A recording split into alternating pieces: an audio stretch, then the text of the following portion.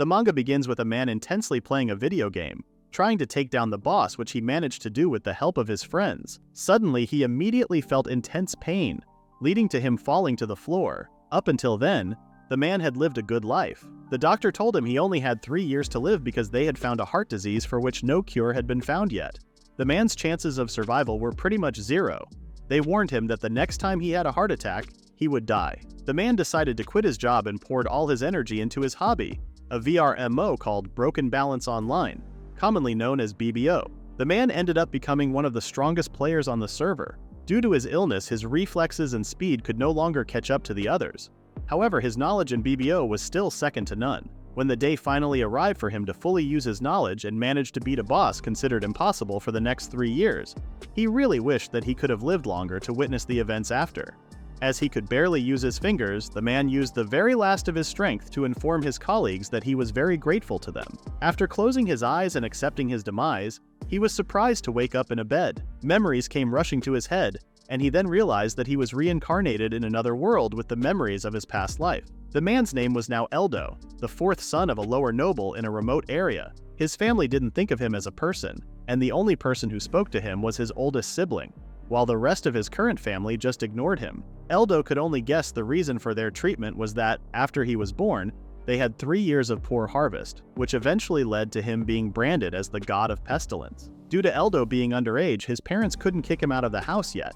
However, he would be turning 15 the next day, and would officially become an adult. After undergoing the coming-of-age ceremony, Eldo would be officially banished from the city and be on his own. Knowing these facts, Eldo was far from being hopeless, as the world he was reincarnated into was just like the game he used to play, Broken Balance Online. Aside from the coming-of-age ceremony, magic skills and jobs also existed in BBO. Jobs that are similarly told in fantasy stories like Magician and Swordsman. Even the skills they use are the same as BBO's. An example would be a swordsman's first skill they learned was Whirlwind Slash, and for magicians, it was Magic Ball. Eldo was able to confirm that the skills also worked the same in BBO when his older brother was bragging to him about it. Eldo's current job was Novice, as the name suggests. It's a job for people who don't actually have a proper job yet, and the Novice was the weakest job. Trying to test out his theory, Eldo cast a low-level recovery magic called Self-Care. After confirming his theory, Eldo realized that the system of the world was the same as BBO. However, there was a crucial difference from BBO. The general population had an overwhelming lack of knowledge in magic and skills. An example would be the skill he just cast. Self-care is not a very powerful skill, but since anyone can use it and has low magic consumption, it was still very handy. However, Eldo has not seen anyone use the skill ever. Eldo's unfortunate reality just became a blessing in disguise. Rather than being stuck and staying at a noble's house, Eldo would rather get kicked out and become much stronger. Furthermore, he has the most vast knowledge regarding BBO, which makes it easy for him to survive. His older brother then visited him, asking how he feels for tomorrow's coming-of-age ceremony. His brother was surprised when Eldo told him that he does not want to undergo the ceremony. Even after reassuring him that the cost would not be his worry, Eldo was still persistent in not pushing through the ceremony. There were 2 ways to get a job. One was the coming-of-age ceremony, and the other was to get the job at the royal capital's church. The large church of the royal capital had a fairly superior performance compared to the other churches. One could get a high-level job unlike the others. Eldo's older brother warned him of the precautions of his decision, and he may end up becoming a novice all his life. Eldo understands his brother's warning.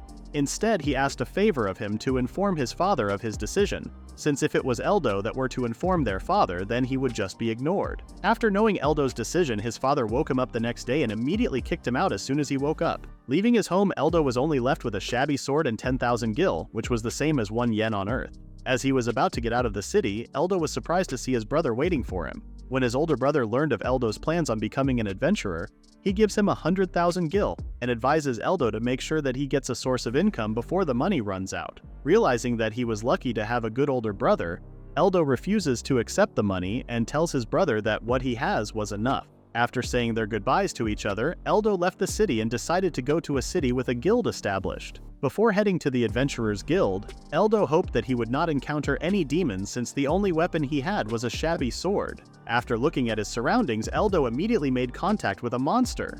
A novice's enemy detection ability is low, so whenever a novice detects an enemy, so do the demons. Eldo could only wonder if the demon would let him run away to ask for help. The demon in front of him was one of the weakest demons called Wolf. As his first battle in the New World, being careless was not an option. Eldo still remembered the sensation of swinging a sword in BBO. The most important part was always the player's skill. Eldo focused on everything he had learned from BBO, which made it easy for him to take on a demon even if he was a level 1 novice. Eldo's attack had a critical hit multiplier. It was a feature where if the player hits an enemy with all their strength, the system would multiply the damage dealt several times. Eldo was confident with his skills after experiencing first-hand battle. All the techniques he learned in BBO also applied to his new world. Eldo now confirms that he can manage living in his new world with the knowledge of BBO. Eldo was amazed at how naturally his body moved. If he could perform at 70% or more, he could get critical hits and be considered an experienced player. He wondered if it was because his instincts from when he played BBO were still there. Eldo then confirmed that another feature was also the same with BBO, and that was dismantling, extracting useful materials from monsters in order to make weapons and shields. It seems that people often complain and leave the carcass as they find it annoying and disgusting. Due to its excessively bad reputation, the auto-dismantling skill was implemented to dismantle the materials automatically. When Eldo tried the auto-dismantling, it had no response. For the finishing touch, he then used the skill cleaning on the materials, which worked and found it quite useful. For some reason, the world he was reincarnated to was similar to BBO, but also not quite the same. Eldo finally arrived at a town called Ilia. He was then approached by a man asking him if he was lost. After explaining to the man his predicament, the man gave Eldo advice that he should stop speaking formally, as adventurers don't use formal language. Adventurers speak in a way to make it harder to know the hierarchy in the group. If an adventurer hears Eldo speaking formally, they would immediately assume that Eldo was someone who doesn't know the basics and would be made fun of. After adjusting his words, the man then pointed to Eldo the direction to the Adventurers Guild. When Eldo finally reached the Adventurers Guild Ilia branch, the first thing his eyes caught was the world map placed on a wall. Recognizing that the capital was on the neighboring continent on the other side of the sea, Eldo immediately understood that traveling to another country would be a hassle. Luckily for him, the neighboring continent was not that far away. Knowing that he cannot yet achieve his first goal, Eldo decided to first check the requests that the Ilia branch guild offers. A tip Eldo remembers was that you can see the types of monsters in the area if you look at the requests. And with that, Eldo can plan what to do next. Eldo was surprised and confused after learning that the wolf slaying request was a C rank. Requests were ranked from A to F. That means that wolf slaying is the third highest of the 6 levels. No matter how one could look at it, a monster's rank that can be defeated by a single hit from a novice shouldn't be that high. Eldo immediately could tell that something was wrong. Eldo then checked the F rank requests where the wolf slaying should have been. He was curious as the monsters from the D rank below requests were not familiar to him and did not exist in BBO. Wondering if the wolf he killed earlier was on the top 3, Eldo cleared his thoughts and decided to bring the wolf's fang to the counter first. After exchanging greetings with the guild receptionist named Teresa, Eldo wanted to sell the monster's fang but acted like he did not know which monster it was from. After receiving a sermon from Teresa, Eldo was informed that the marketability depends on the monster's part, which makes no guarantees that Eldo could sell the fangs. When Eldo showed the fangs, they were surprised to find out that those were wolf fangs. Suspicious of Eldo, she asked if Eldo purchased the fangs from someone. Since there were some people who bought materials from other shops, selling them without a request to the guild wouldn't count as an achievement. Realizing that Teresa was misinterpreting his goal with obtaining easy achievements, Eldo explained that he had defeated the monster normally, and wondered if the wolf was really a C-rank monster. After confirming by Teresa that the monster was indeed a C-rank based on the guild's bestiary, Eldo wondered if the one he defeated was weaker than usual. Teresa explained that the strength of monsters within the same species isn't that different, and what made Teresa more suspicious was that the fangs were too clean when Eldo mentioned that he just killed the monster. Eldo was not really too focused on who killed the monster, but rather getting the funds was his priority. Curious if he could still sell the fangs, Eldo asked how much he could get from the fangs. Teresa responded that the fangs would usually be 32,000 gil, but since the fangs Eldo brought were so clean, the price was adjusted and was now 34,000 gil. After selling the fangs, Eldo asked if he could join the guild. Teresa informed Eldo that one must first take an easy exam with a fee of 5,000 gil. After receiving the deducted money, Teresa then asked Eldo if he had a job. After learning that Eldo was a novice, Teresa then reminded him that there would not be any reimbursements if Eldo were to fail. Teresa then handed out options for Eldo to choose for his exam. Eldo would be treated the same way regardless of the subject he chooses. All the requirements are to use job-exclusive skills, which makes it difficult for Eldo to pass since he was a novice who has no skill. The only option Eldo could take was a simulation battle against the examiner. Eldo knows that the option he chose was a difficult and unusual requirement. As a novice with low stats and no combat skills, he estimated that he was probably level 1, and no matter how accustomed he was in fighting in BBO, Eldo was not confident that he could defeat a well-trained swordsman. Realizing that if he were to lose, he would just lose 5,000 gil, Eldo wanted to give it a try. After accepting Eldo's request, Teresa then asked for Eldo to follow her after a few moments. After entering the training area, a trainer was standing in the middle asking Eldo if he was the novice that wanted to become an adventurer. Eldo was surprised when the examiner wished for him to withdraw from the exam for his safety, estimating that the examiner may be 10 times stronger than Eldo. If they were to cross swords even once, Eldo assumes that he would not hold even for a second and would be defeated easily. Eldo still decided to push through with his decision and asked the examiner for no serious injuries. After reassuring Eldo that he would only deal with minor injuries, Eldo then asked if he should also wield the same wooden sword as the examiner, but was told to use the sword that he has even if it was a real sword. Even though Eldo was reassured that he may use a real sword, he was still worried and persists in using a wooden sword. After choosing the weapon, Teresa announced that she would be the referee of the match, and signaled for the match to begin. As the examiner was walking calmly, Eldo knew that the difference between them was too high for him, and if there was an opportunity to win, it would be a moment where the examiner uses a skill. The swordsman's skill was undoubtedly more powerful than a regular attack, but in exchange, they can't alter their movement halfway through. If the examiner doesn't use any skills, Eldo won't be able to do anything against the examiner's raw power and sword skills. The examiner finally made his move and dashed towards Eldo.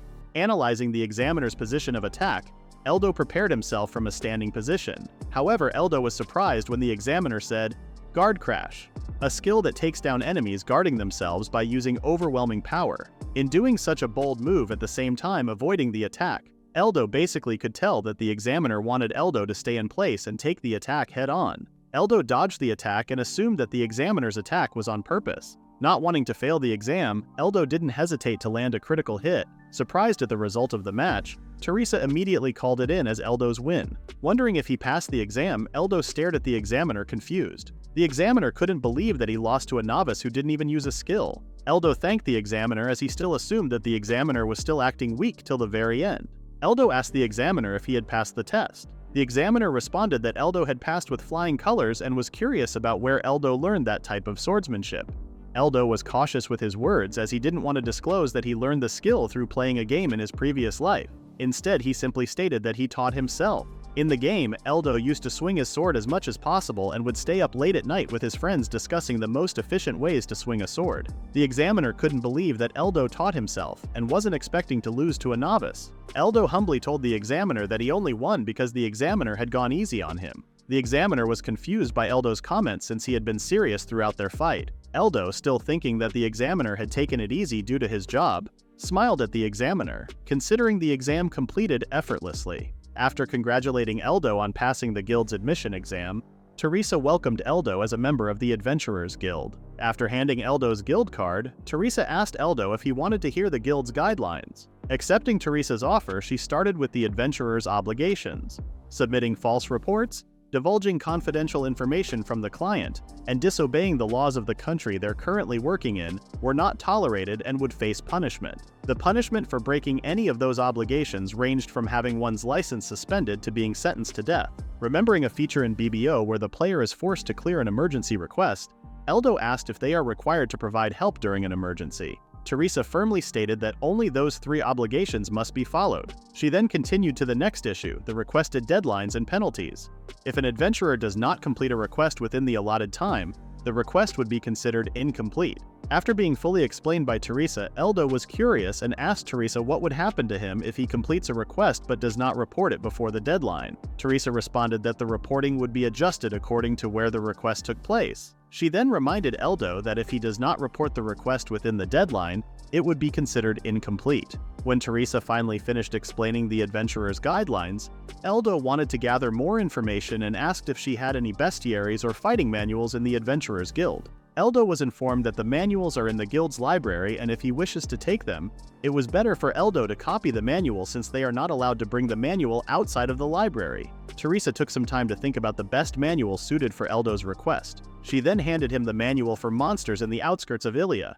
After scanning through the manual, Eldo was surprised to see the monsters that were supposed to be low level were now C rank, even thinking that it must have been a joke. Eldo wondered if all of the adventurers in his new world were A rank or something. Eldo felt slightly relieved after finding out that there were no monsters drawn in the A rank category.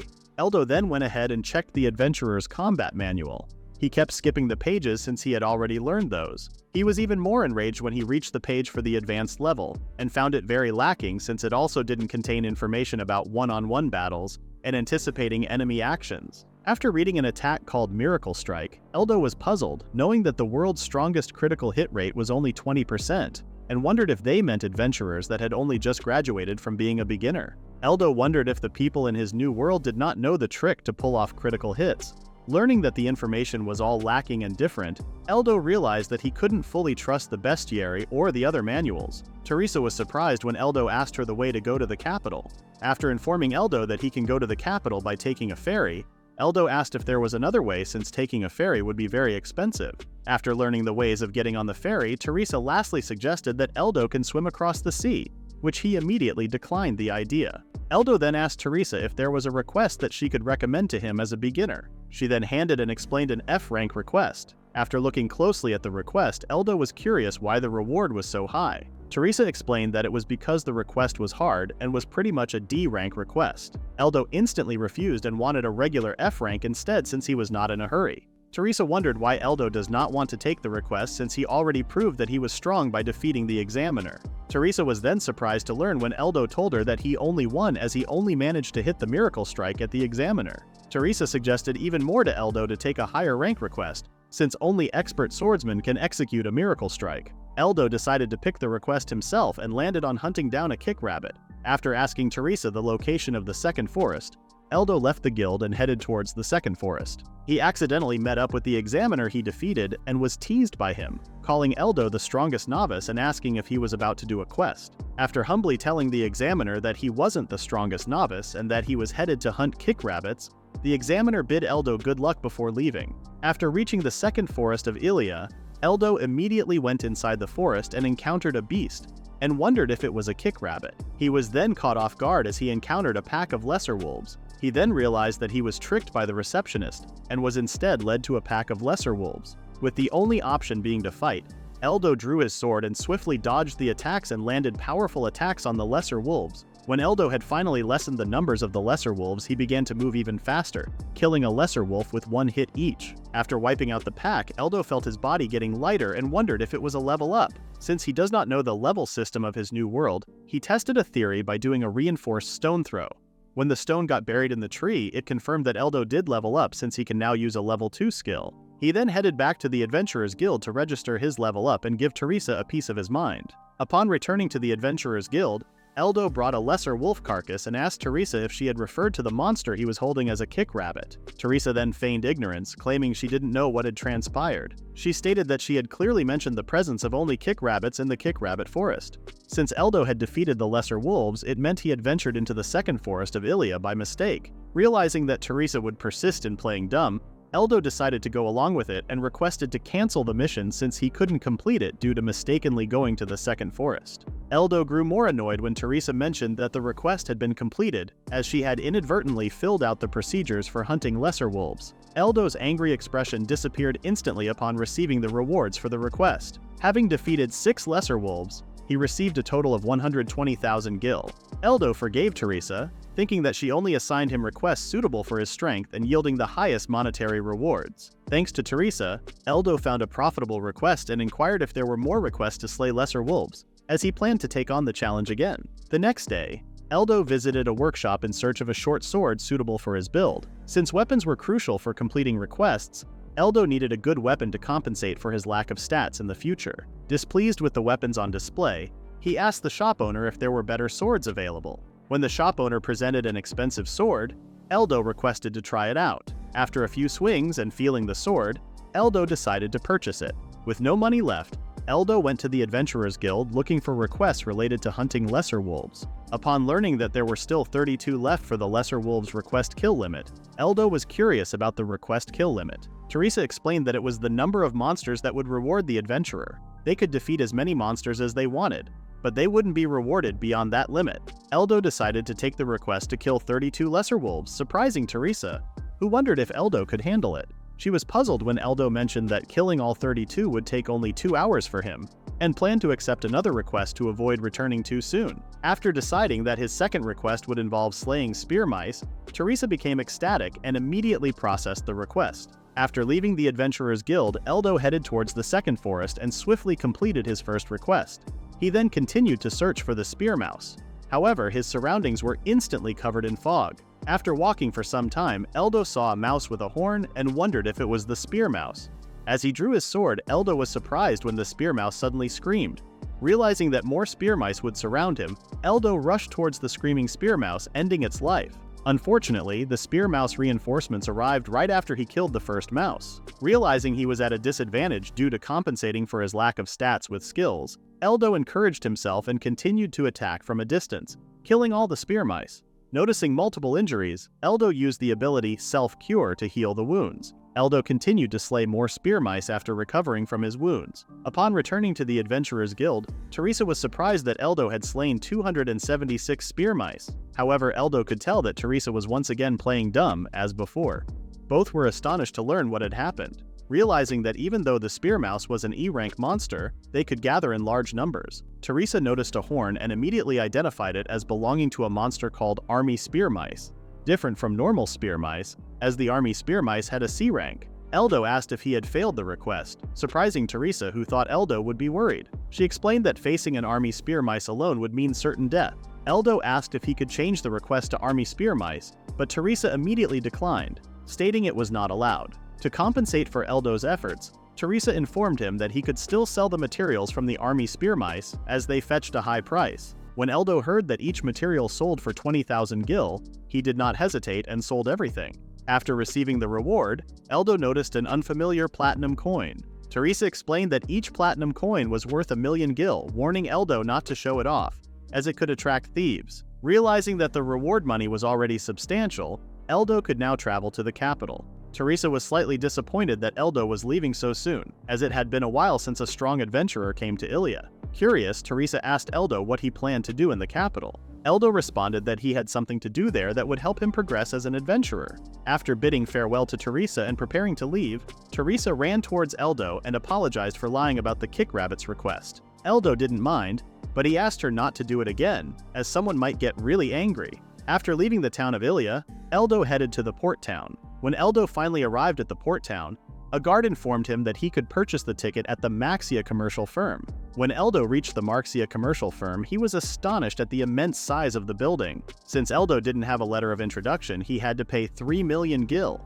The ticket seller immediately thought Eldo was a famous adventurer, but upon hearing he was unknown, the ticket seller considered it a joke and even complimented it. After boarding the ship, Eldo had to wait and enjoy the trip for 3 hours before landing at the capital. He then noticed an object hanging in front of him and guessed that it was the relic called the Water Traveling Stone, wondering if it was used to control the ship.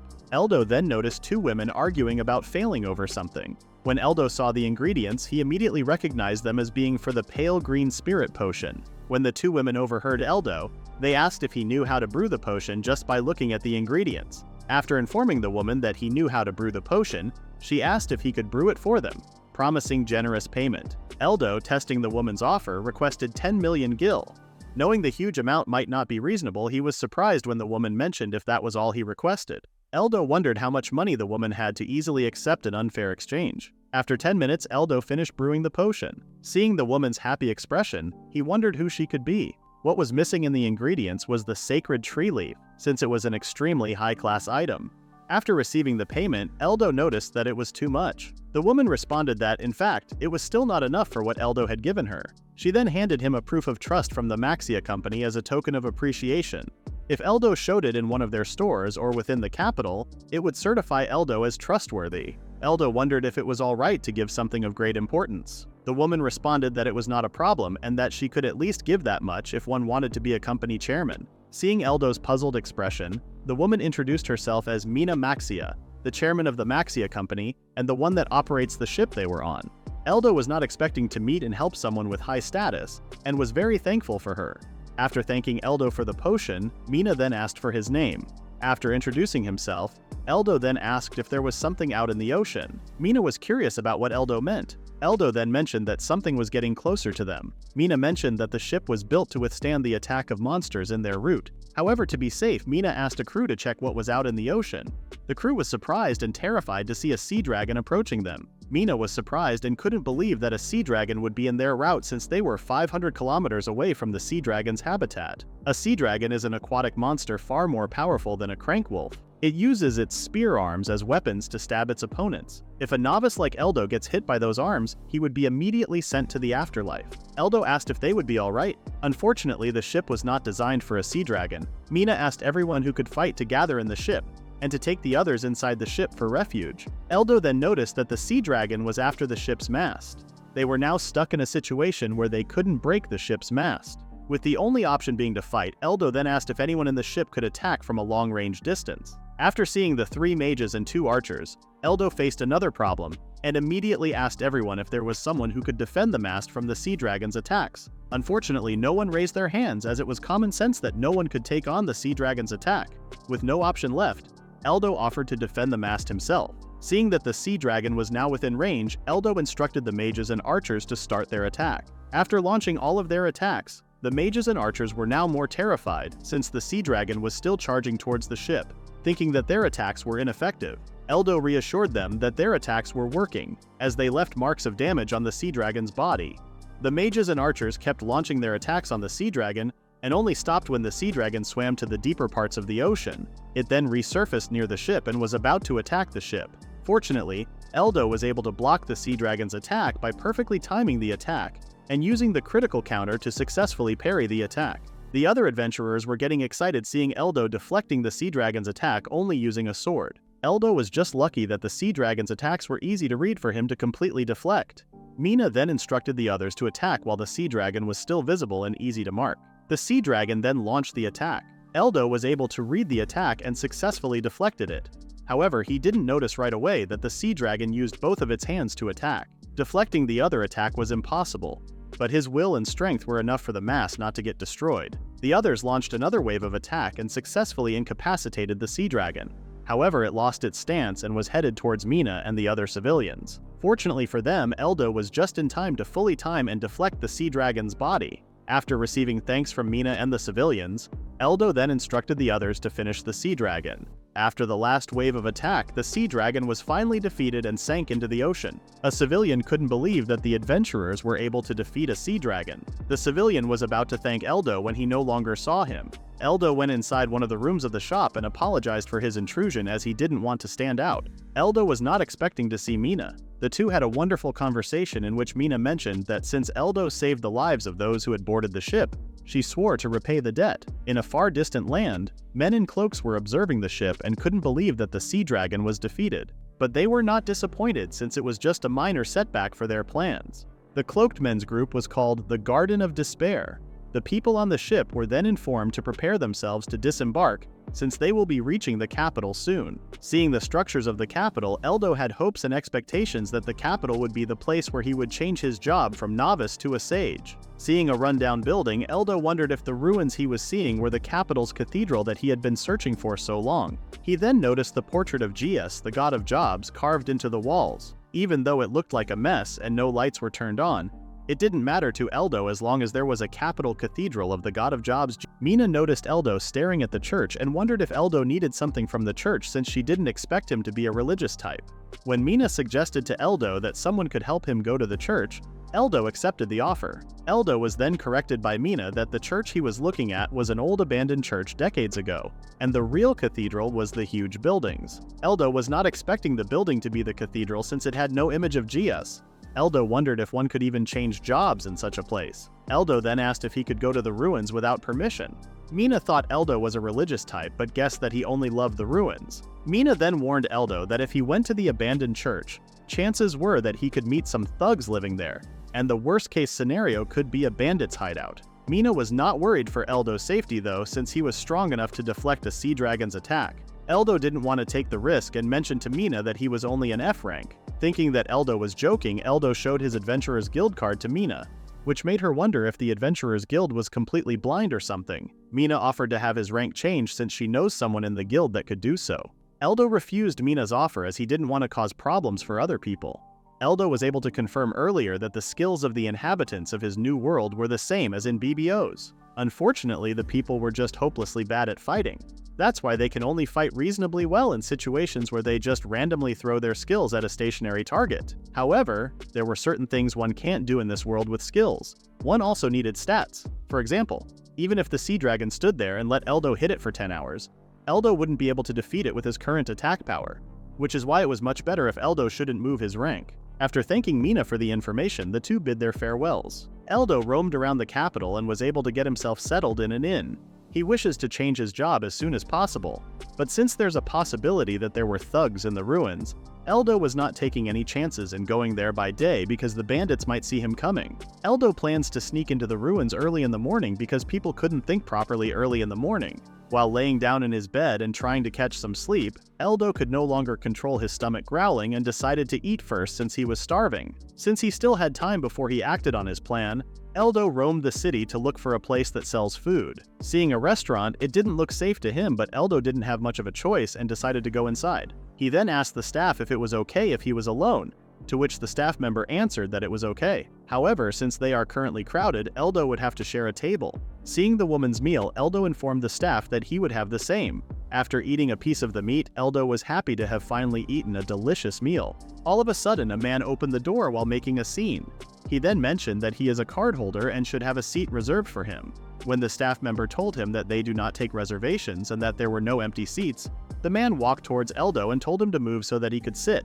Instead of being afraid, Eldo was more annoyed since he was disturbed, which surprised the man that his intimidation didn't work. Even after reasoning with the man that he could wait for his party members to arrive and wait for his turn to live with everyone else, the man was still very insistent that Eldo leave the table. Eldo could pretty much guess that there was no point in reasoning with the man and just told him again to wait for his turn. Seeing that Eldo still continued to eat, the man became enraged and pulled out his sword. When he was about to attack Eldo, Eldo immediately noticed that the man had a terrible stance, and that the man was only swinging his sword downwards with all his strength. Eldo then picked up the fork on the table and used it to deflect the man's attack. The man couldn't believe that his sword flew after being deflected just by a fork. Since the man attacked Eldo first, he returned the favor with hand-to-hand combat and warned the man that he could break his arm any time. The man was baffled and warned Eldo for being treated poorly and being called an idiot by him. The man then mentioned that he had a bronze card from the Zanis company and that Eldo better prepare himself as the man promised to make Eldo's life a living hell. Curious what a bronze card was, a man informed Eldo that a bronze card is given to adventurers who have been recognized by a company. It is also said to represent the adventurer's fame. After understanding what a bronze card was, Eldo remembered that he had a card as well that was given by the Maxia company. Eldo then mentioned that he also had a bronze card. When Eldo showed his card, the man immediately became weak and more afraid.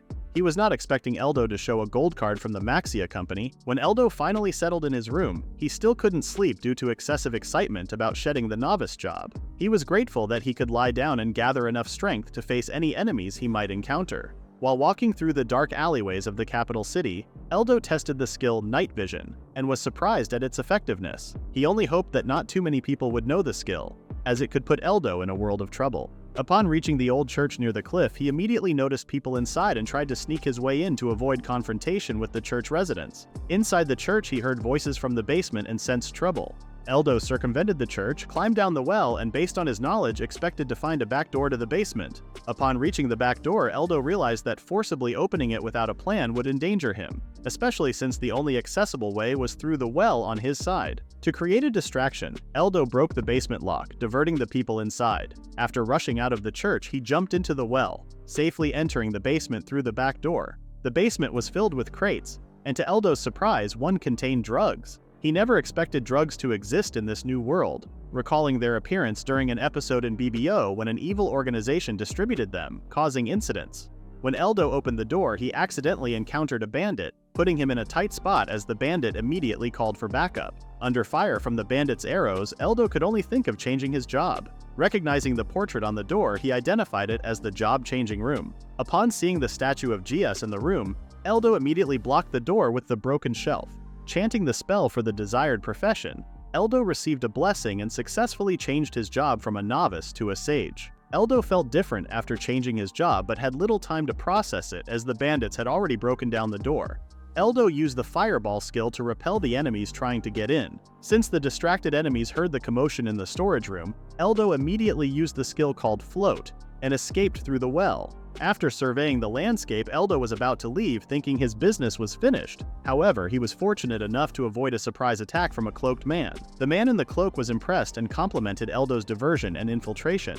Recognizing him as a skilled individual, Eldo immediately recognized the crest on the man's body as belonging to the Garden of Despair. The group's purpose and structure are still completely unknown, but it appears to be a criminal organization attempting to destroy human society. Despite numerous evil organizations in BBO, the Garden of Despair was by far the most dangerous. The man was surprised that Eldo knew their organization's name, and even more amazed that Eldo knew they had planned the attack on the ship where Eldo was. The man received a report about an unidentified man with a shabby sword on the ship, and asked if Eldo was the one who prevented the ship from sinking. After correcting the man about his sword, Eldo asked what the man would do if he were the one who saved the ship. Eldo was caught off guard when the man asked him to join them and tried to lure Eldo with money and women, anything Eldo would want. Eldo was not expecting to be recruited by a member of the Garden of Despair. After giving it fair thought, Eldo gave his answer, refused the man's offer, and told the man that he was not interested. The man still tried to convince Eldo to join, but it was all a cover for another surprise attack. Eldo was able to read the man's attack and dodged it. However, he was not expecting a second attack, which he still fortunately evaded. Annoyed by the man, Eldo threatened him, stating that if he got the chance to kill someone, it would be him. Rushing towards the man and deflecting his attacks, Eldo thrust his sword as he was already close to him. Eldo was surprised that the man was able to block his sword with only a blade. Upon noticing another blade in the man's other hand, Eldo immediately backed off, sensing that the man was about to launch a continuous attack.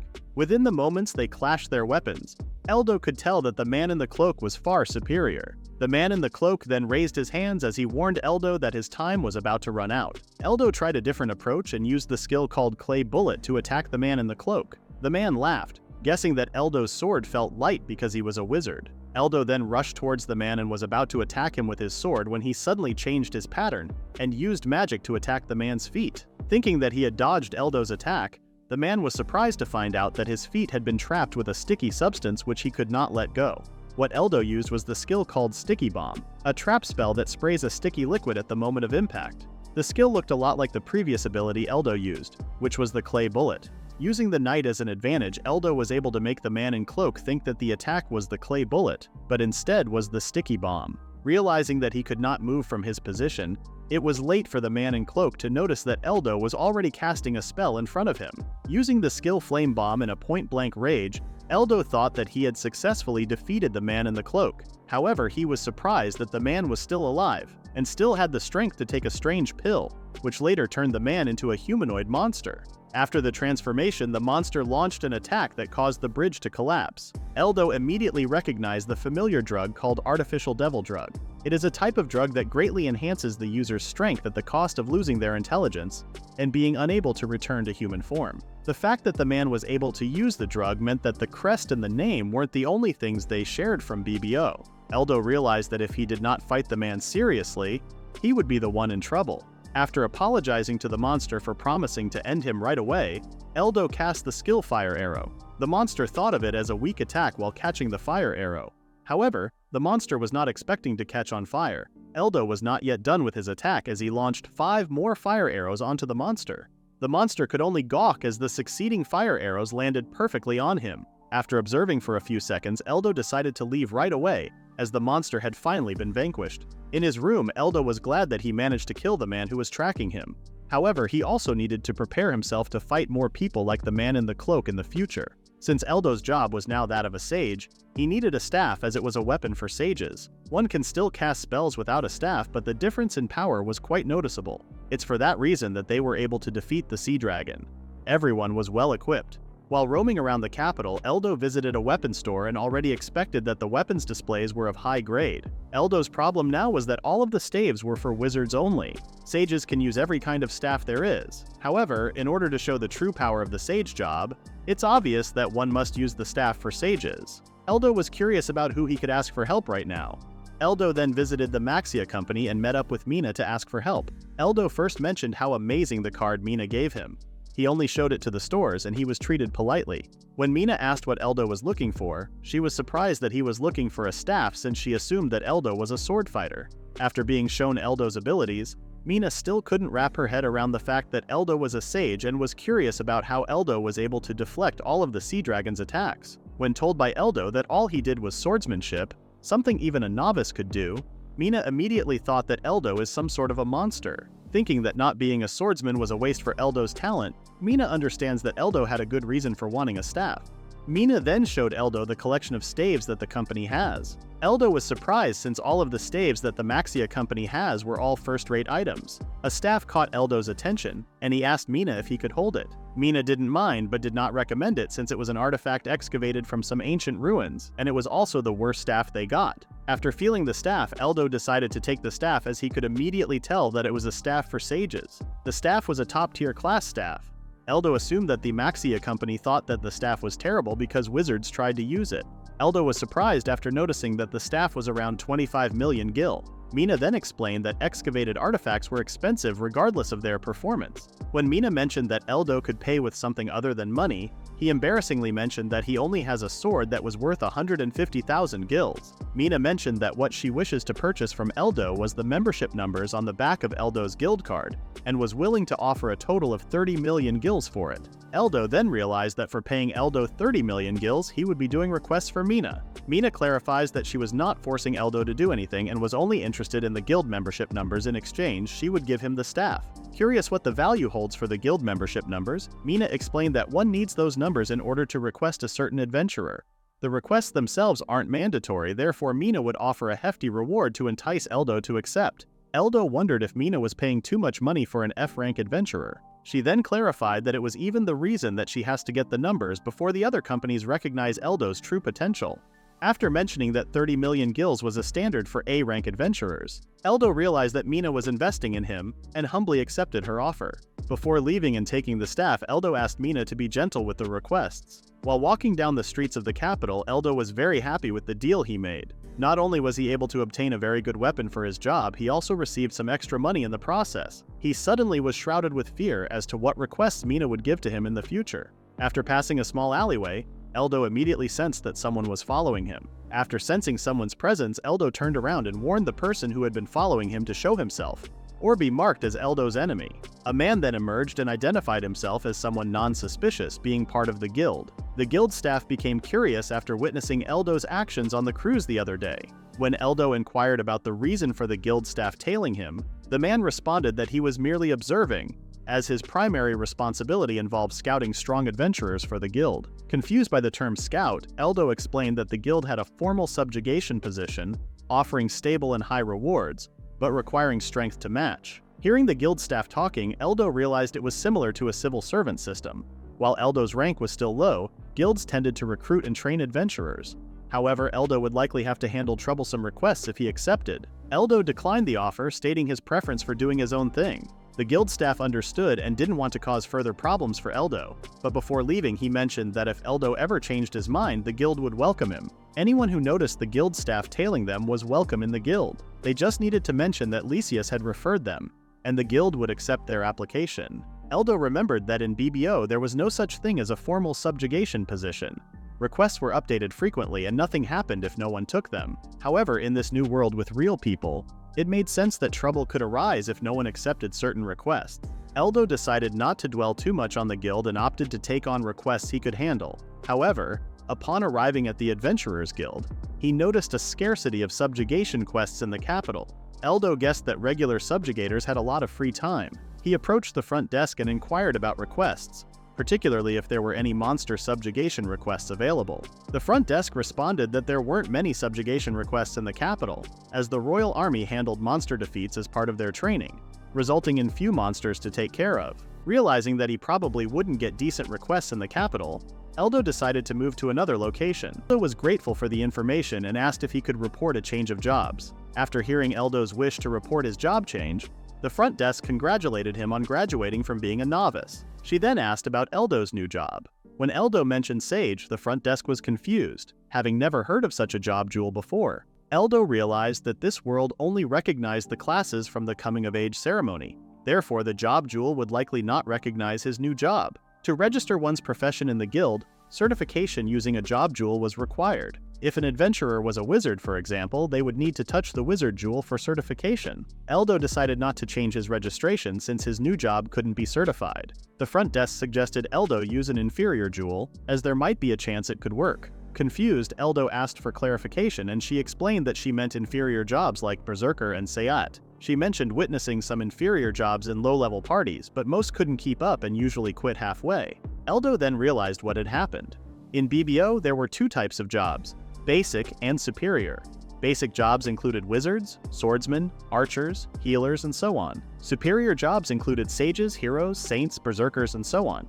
Getting a superior job from the coming-of-age ceremony was very rare. In BBO, superior jobs were considered successful, but in this world they seemed to be considered failures. Eldo was still puzzled why people with superior job skills were getting kicked out from the party when they still held more top-tier skills. Eldo asked the front desk why being a saint was considered an inferior job, as the divine healing skill they learned at low levels should heal more than regular healers. Eldo was surprised when the front desk did not know what divine heal was. Uncertain about the situation, Eldo told the front desk that he would just stay as a novice instead. When Eldo left the Adventurers Guild, he visited Mina first before leaving the capital. Mina understood Eldo's decision since there was a lack of requests in the capital. She was also disappointed and thought that Eldo going to the countryside would be a waste for the country. Mina then explained that a few powerful adventurers could have a severe impact on the economy, and Eldo was one of them. Eldo prevented the Maxia Company's ship from sinking, which was full of business executives and guild leaders, including Mina herself. If the ship had sunk, the country would be in chaos. When Mina asked which city Eldo was planning to go to next, Eldo mentioned that he decided to go to Fiasta since it was close to the capital. Mina then remembered that there was one good request in the capital: the subjugation of a C-rank monster, the Great Mole. Since Eldo had never heard of such a request, he asked where he needed to go to kill it. Mina mentioned that the Great Mole appeared in the Maxia Company's field. She then offered Eldo 500,000 gills for each he defeated, and if possible, asked to defeat all Great Moles. When Eldo accepted the request, Mina felt relieved as the quest was difficult, and she thought Eldo would refuse. Eldo wondered why. Mina then explained that great moles travel underground, so it is difficult to deal with them. After finishing their conversation, Eldo was told to grab a map and request form before leaving. Eldo followed the map and arrived at the farming region. He saw a small house in the middle of the field and decided to knock on it. When the woman opened the door, Eldo informed her that she had accepted the subjugation request. The woman was very happy that someone had accepted the request. When Eldo asked which field was from the Maxia Company, he was surprised when the woman mentioned that all of the fields belonged to the Maxia Company. Feeling like being tricked by Mina, Eldo had no choice but just to give it a try. When Eldo mentioned that the request may cause the field to be damaged, the woman responded that it was fine as long as Eldo does not burn it with fire magic. Eldo used the skill ground bait and lured the great moles out into the open. Enraged, a swarm of great moles headed towards Eldo. Eldo then used the skill ice pillars to impale the great moles in place. He then later apologized to the woman as he messed up the fields more than he intended. After completing the request, Eldo returned to the capital and informed Mina that the subjugation was already finished, which greatly surprised her. Mina didn't expect that a huge number of great moles would only take 3 hours for Eldo. Curious, she asked Eldo how he subjugated the great moles. After informing Mina that he used magic to lure the great moles out and impaled them, he then bid farewell and headed to Fiasta. Before leaving, Eldo was surprised by the huge reward he received after finishing the request. He thought that he was out of the ordinary. However, the Maxia Company was in a completely different league. When Eldo arrived at Fiasta, he was still a little disappointed by the small number of available requests, and wondered if it was because the city was near the capital. After asking a couple of inquiries, Eldo took the requests for Widow Mantis and Hugetoid subjugation. The front desk was glad that there were still some requests left. Curious by what the front desk meant, the front desk mentioned that Fiasta now has 2 big-name adventurers, one of them being the Flame Spear. Just by hearing the name, Eldo could immediately tell that the person was very strong. The front desk mentioned that adventurers with a proven track record could get an alias. Since the adventurer Gillart was missing, Flamespear is currently the strongest adventurer in the world. Hearing just how amazing the adventurer was, Eldo was excited to meet him in the future. After leaving the Adventurers Guild, Eldo then headed towards the forest. He used the skill called Magic Search and immediately located the Weed Mantis 10 kilometers away. He then employed another ability called Magic Invisibility, a concealment skill. Using any other magic would dispel it, but it allows Eldo to get a free shot on enemies. While calmly walking towards the Weed Mantis, Eldo cast the skill Flame Circle to entrap the Weed Mantis. In just a few moments, Eldo finished one of the requests. Using Magic Search to locate enemies, then Magic Invisibility to get closer and attack the monsters with offensive magic was a basic trait for solo hunting as a sage. There were a few other patterns, but the surprise attack is quite efficient to hunt down bigger numbers. Eldo was surprised after hearing noise from afar. Wondering where the noise could come from, Eldo then used Magic Search to know what was happening. He could tell that someone was fighting against an area boss. Area bosses are powerful monsters that show up according to a specific cycle depending on the area. Area bosses give a huge amount of experience when you defeat them, so they're a good way to level up. Using Magic Invisibility again, Eldo wanted to investigate and know what happened in the fight. Area bosses give a lot of experience, even if they're defeated by 2 people. If Eldo sees the adventurer struggling, he would offer help when he sees an opening. Eldo was silently observing the fight between a woman wielding a spear and a huge ape. When the woman tried stabbing the ape using her spear, she was easily swatted away by the huge ape. Seeing that the woman was at a disadvantage, Eldo asked if she was okay. Surprised by Eldo's presence, she immediately told him to get out of the area. After giving a warning to Eldo, the woman rushed and faced the huge ape.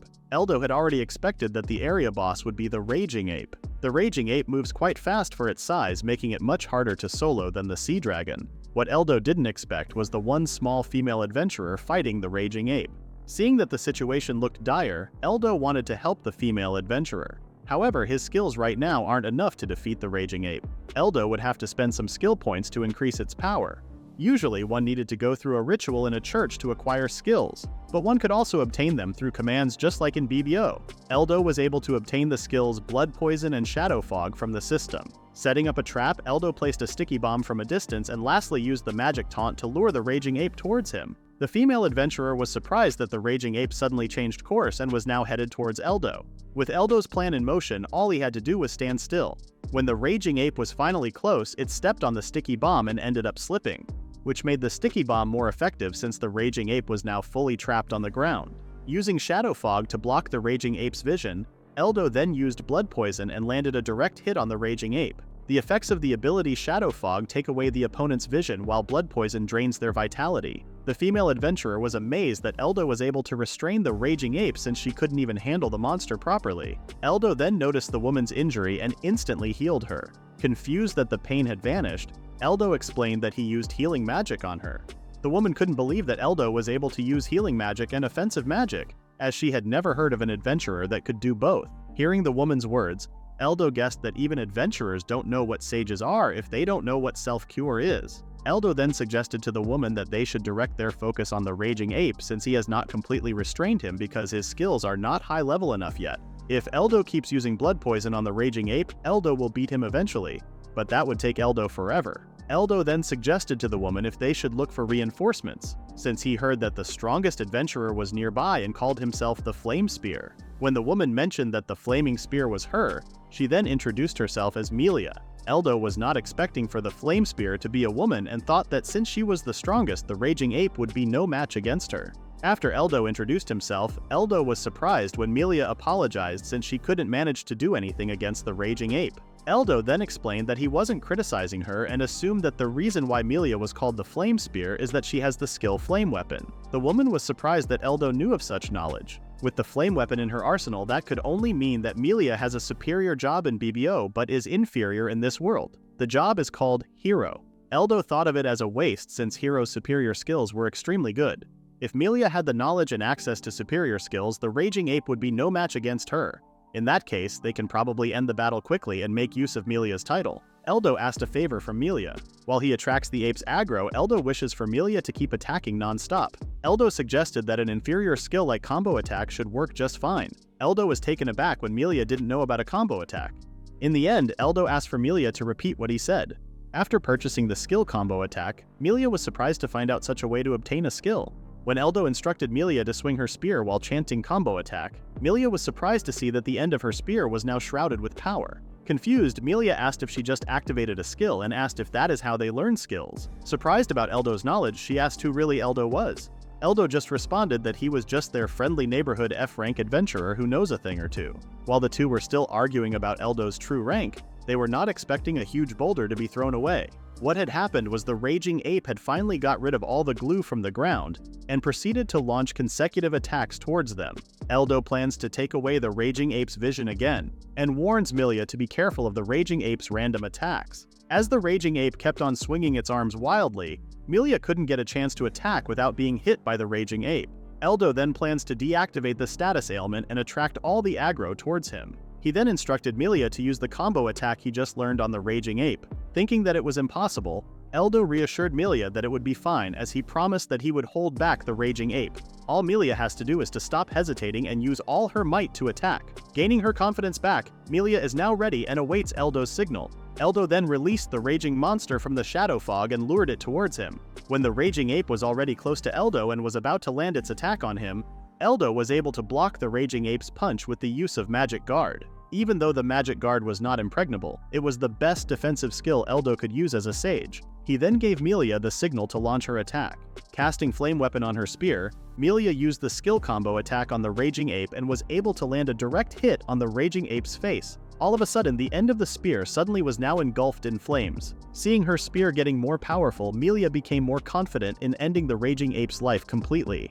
Milia thrust her spear onto the raging ape. The flames of the spear went through the raging ape's back and ended up making a hole in the raging ape's body, completely defeating it. Milia was amazed since she never thought that she would be able to use such a powerful attack. While talking to Eldo, Milia still couldn't believe that he was just an F-rank adventurer. Eldo then asks a favor from Milia and suggests that they form a party together. Eldo has been fighting against a lot of boss-class monsters recently. If possible, he'd like to solo them to get more experience from that, but it would take Eldo ages on his own. Since he couldn't do it fast enough by himself, Eldo was hoping that with Milia's firepower, they could defeat all the boss-class monsters they wanted to.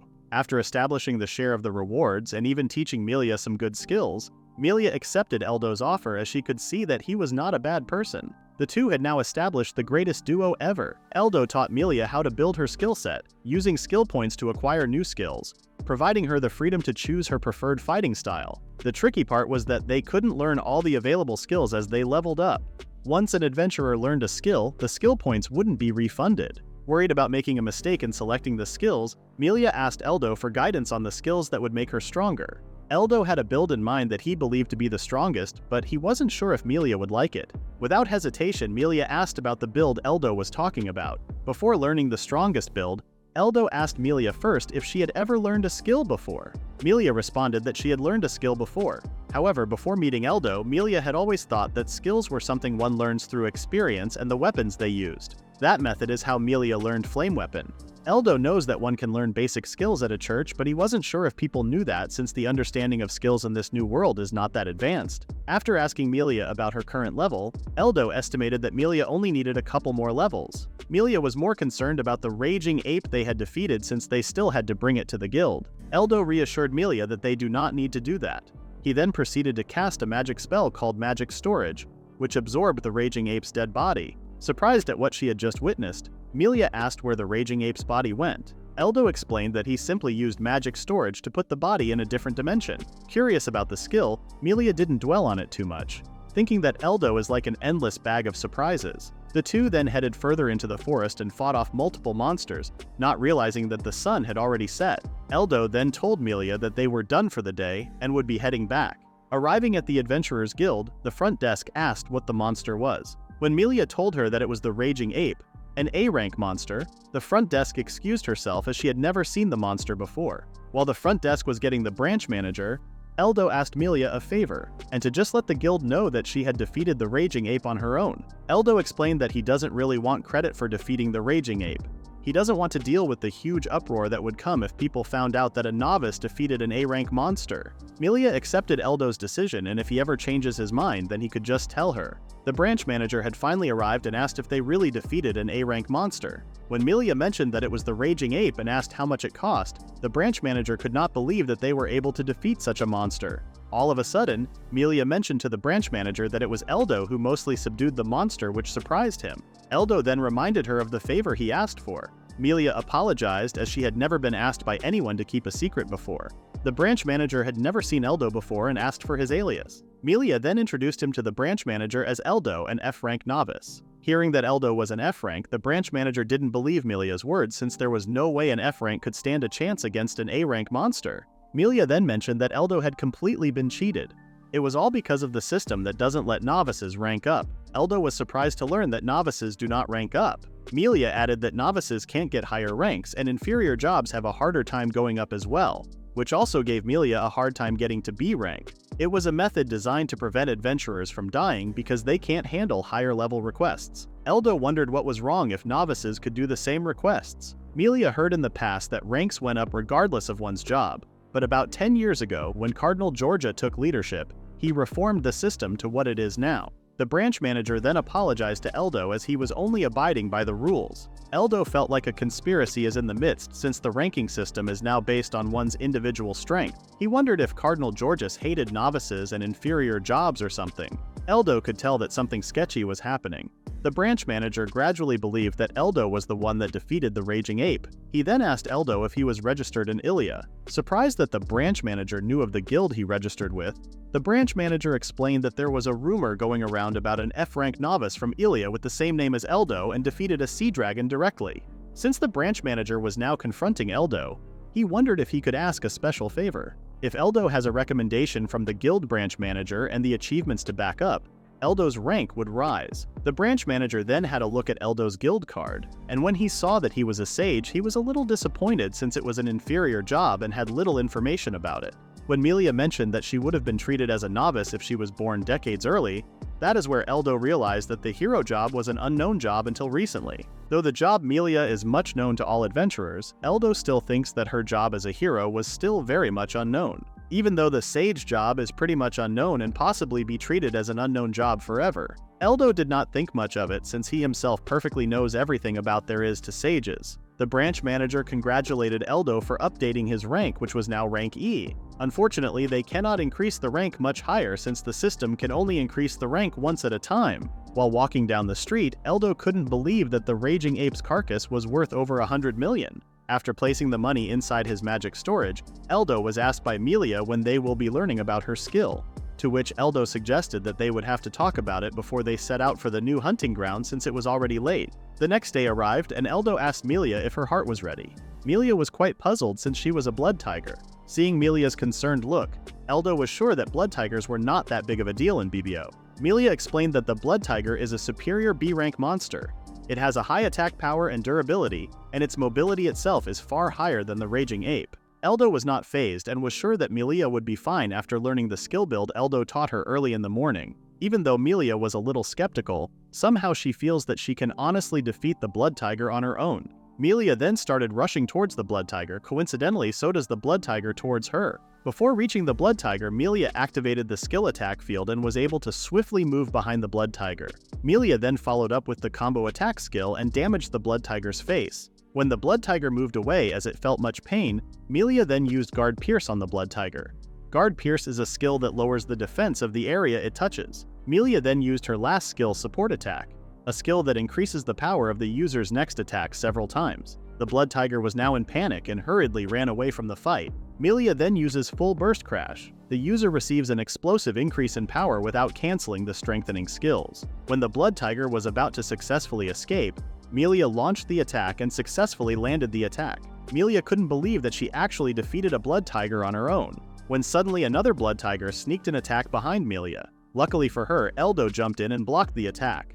He then mentioned to her that the guard of the hero is much stronger than of a sage's. He also used a magic search and found 3 more blood tigers a little ahead. After dealing with the blood tiger himself, Eldo wishes for Milia to deal with the other blood tigers and use the combos and skills so that she would become even more stronger. Eldo then used a fire arrow on the blood tiger and burnt it easily. Seeing how Eldo easily defeated the blood tiger, she was starting to think that Eldo can hunt all of the blood tigers in the area himself. Eldo reassures Milia that he could not do that because his level is very low and couldn't burst down enemies with his magic power. That was the reason why Eldo wished to party with Milia and relied on her to make the hunt go smoothly. Eldo then mentioned that there were still a pack of blood tigers a little away from them, and since they still got a lot of time left, the two decided to continue hunting. Milia was now learning the hero's defensive skill, Overguard. Eldo mentioned that if she were to focus in one place, the guard would become firmer. The Overguard skill was very useful for responding to both multiple attacks and single attacks. Now that she had improved her offensive and defensive skills, Melia was very confident that she can aim not just for an A rank, but maybe even an S rank. Hearing Melia, Eldo told her if that was her goal, then she would have to perfect her skill build first. Eldo then asked if she was ready because her next opponent would be against multiple enemies. Very confident in her skill build, Melia immediately leaped towards the pack of blood tigers. Somehow Eldo felt that there was something wrong with their hunt. Using the skills Shockwave and Wide Attack, Melia was able to cause damage towards the blood tigers but was surprised to find out that her skills didn't finish them off. She then used Wide Attack again and noticed that her attacks were not reaching the blood tigers. Now in a dangerous state, Melia used Overguard to protect herself while being attacked by the pack of blood tigers. Eldo then used a fire arrow on the pack of blood tigers and defeated it by himself. Eldo then lectured Melia about her two mistakes. The first one was that she didn't strengthen her Shockwave with support attack, and the second was she didn't grasp the cooldown of Wide Attack. Melia needed to wait 10 seconds before she could use Wide Attack for a second time. In cases like that, Melia needs to use another skill. Seeing that Melia was scared of him, Eldo apologized for getting carried away in the moment. Eldo complimented how fast Melia defended herself and used Overguard all over her body. After the lecture, the two then decided to move on to the next one. Upon returning to the Adventurers Guild, the branch manager and front desk staff were surprised and couldn't believe it when Eldo asked if they could sell all the blood of the blood tigers they brought. All 73 blood tigers. The branch manager never expected that the two could hunt so many, even for the flame spear. Melia explained that Eldo's ability was the real deal, and that the E rank was a complete undervaluation of him. The branch manager then noticed something and asked Eldo what he was doing. Eldo explained that he was using magic storage to store monsters in a different space. The branch manager had no clue what Eldo even mentioned but was surprised that he could have such an impressive skill. The branch manager understands Eldo's request of having his skill knowledge be kept secret. Eldo still couldn't fully trust the branch manager's words, but he was more confident that anyone would believe that all of his achievements could be done by just a novice. The branch manager then told him that he would gladly raise Eldo's rank to D rank. However, raising it to C rank would require the approval of other branch managers. Eldo understood the requirements and asked to be promoted at the next rank. Since Eldo was now D rank, the branch manager asked Eldo to continue hunting after increasing his rank. Since they already have so much money, Eldo was planning to focus more on leveling up for the time being. Melia then mentioned that she wishes to take requests to pile on guild achievements to rank up. That way, she would be closer to her goal. The branch manager then mentioned that there was a request that only strong adventurers like them could take. It was a reconnaissance mission within the Forest of Death. Eldo could already feel something bad just hearing the name of the forest. It was said that only about 10% of the people who venture into the Forest of Death could get out alive. The branch manager explained for that specific reason, only high-level monsters are inside the Forest of Death. Therefore, the guild must choose carefully who they decide to send. Before accepting the request, Eldo asked if he could have a look at the contents of the request. After explaining to Eldo about the large pillar in the forest, Eldo could immediately tell that it was the Sealing Pillar. The Sealing Pillar seals monsters even stronger than the area boss, a raid boss. In BBO, that seal was broken during an event, and powerful monsters appeared. The branch manager mentioned that the request was to look at the Sealing Pillar. He then mentioned in the report the other day that there was something resembling the Sealing Pillar from a distance, and that they would have to investigate. When Eldo mentioned Stampede Alert, the branch manager was surprised that Eldo even knew of that and thought that Eldo was a guild executing something. Stampede was a phenomenon that occurs when a large number of monsters appear, signaling that the pillar seal was about to be undone. The branch manager mentioned that they have a warding device that had been set up as a countermeasure. However, since there's only one, they need to be sure to know in which town to put it in at a time. Realizing the dangerous situation the nearby towns were in, Eldo accepted the request, which made the branch manager feel relieved, and was fully in debt to Eldo. Eldo warned Melia that the situation this time was very dangerous, and the worst case was that they would be caught in the stampede. Melia was not scared and was willing to take the risk. The next day came, and the two were busy taking care of the monsters. That is where Eldo realized why the forest was called the Forest of Death, as the place was full of vicious monsters. Melia was still very confident of their power and asked that they should keep moving. Seeing that Melia was quite in a rush to obtain achievements, Eldo asked what was the matter since it's often not good to be in such a hurry. Melia then mentioned the Adventurer's honor system. If an A-rank adventurer made any significant contributions to the country, then the adventurer would receive a noble rank. That was the only way for an adventurer to become a noble. Melia's goal was to become a noble and restore the name of her family, which fell into ruin and lost its title. Eldo understood Melia's situation, which is why he mentioned to her that all the more reason that they stay alive and get achievements, and to keep their heads up. When the two finally reached the Sealing Pillar, Eldo noticed that it was colored orange and was pointing at Fias. They've got about 5 days before the raid boss shows up. Melia was amazed that Eldo could tell all that information by just looking at it. Eldo explained that one could tell by just looking at the color. The colors of the pillars are like a countdown, going from blue to yellow to orange to red and lastly to black. Since they only have 5 days left, they've got to hurry since there was not a lot of time to prepare. Upon returning to the Adventurers Guild, the branch manager was surprised that they've already returned. When they mentioned that the stampede would come in 5 days' time, the branch manager was surprised and asked what they meant. Eldo then mentioned the color countdown of the pillar that could determine the exact time and day the stampede would break. The branch manager was grateful for their information and hurriedly arranged the warding device. He apologized to the two for leaving them in a hurry. He then mentioned that the device would take 4 days to activate, but they would make it in time before the stampede arrived. As for their reward, Eldo would be recommended for a promotion to C rank. If they can make it through the stampede, then the branch manager would use it as an achievement to recommend Melia for an A rank promotion test. The branch manager asked for the two to stay as they would be getting ready for the stampede. The day of the stampede had arrived, and Melia was astonished at how the barrier looked. It was the first time Melia had seen it and wondered if it was enough to stop the stampede. Eldo explained that the barrier's purpose was not to prevent the invasion of the monsters. The goal was to simply keep the monsters away from the city by covering it in a special type of magic. All of a sudden, the barrier disappeared, which alarmed the two.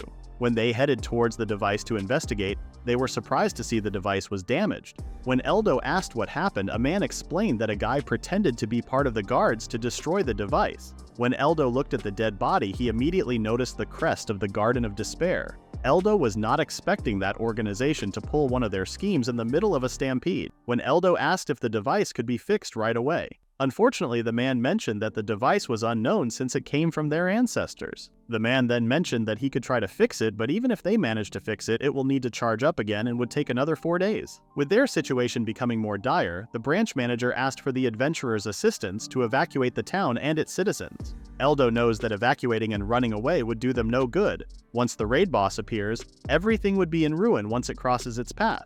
With no choice left, Eldo asked Melia to take care of the city as he plans to stop the stampede on his own. Seeing that Melia was worried for his safety, Eldo reassured her that he had a plan. However, the plan itself is not perfect and asked Melia to act as if Eldo would fail the plan. While headed towards the swarm of monsters, Eldo knows that he couldn't handle the monsters on his own. However, there was another way to stop the stampede, and that is defeating the stampede boss. When Eldo reached the pillar broke, which released the raid boss, the heaven-destroying lightning dragon, a huge dragon with lightning all over its body. In BBO, Sage was called the strongest job. It comprised about 80% of the player population. Eldo was planning to demonstrate the reason why Sage is the strongest job. Melia alerted everyone that a horde of monsters was approaching, emphasizing the need to move as quickly as possible. When an observer warned that the horde was about to reach them, Melia rushed outside without hesitation, asking the guards to close the city gates as she intended to hold them off as long as possible. Concerned that Eldo might not last against the raid boss, Melia could only hope for his safety. Eldo, currently facing the raid boss heaven-destroying lightning dragon, felt nostalgic, remembering when he first started playing BBO. The heaven-destroying lightning dragon had appeared as a high-difficulty boss in the early game, giving Eldo and his comrades a hard time. Back then, despite reaching the level cap, Eldo wasn't skilled enough to defeat the heaven-destroying lightning dragon, resulting in his death 100 times. Facing the same monster now, Eldo was unfazed, not even flinching when lightning hit a nearby tree. Although the lightning dragon had a nuisance area of effect, AoE damage effect, Eldo knew how to counter it. When Eldo was suddenly struck by lightning, he remained unharmed due to his anti-magic electric, an electricity attribute resistance skill. With this skill, Eldo was confident in nullifying some of the damage. When the raid boss resorted to a physical attack, Eldo immediately dodged it, knowing that taking a direct hit was practically suicide for now. Seeing a dark cloud forming in the sky, Eldo recognized it as divine lightning. Fortunately, he was able to escape, albeit not without some damage. The Divine Lightning skill cast a lightning bolt directly underneath, and losing focus meant certain death for Eldo. Already at a disadvantage facing the raid boss at level 18, one should be at least level 50.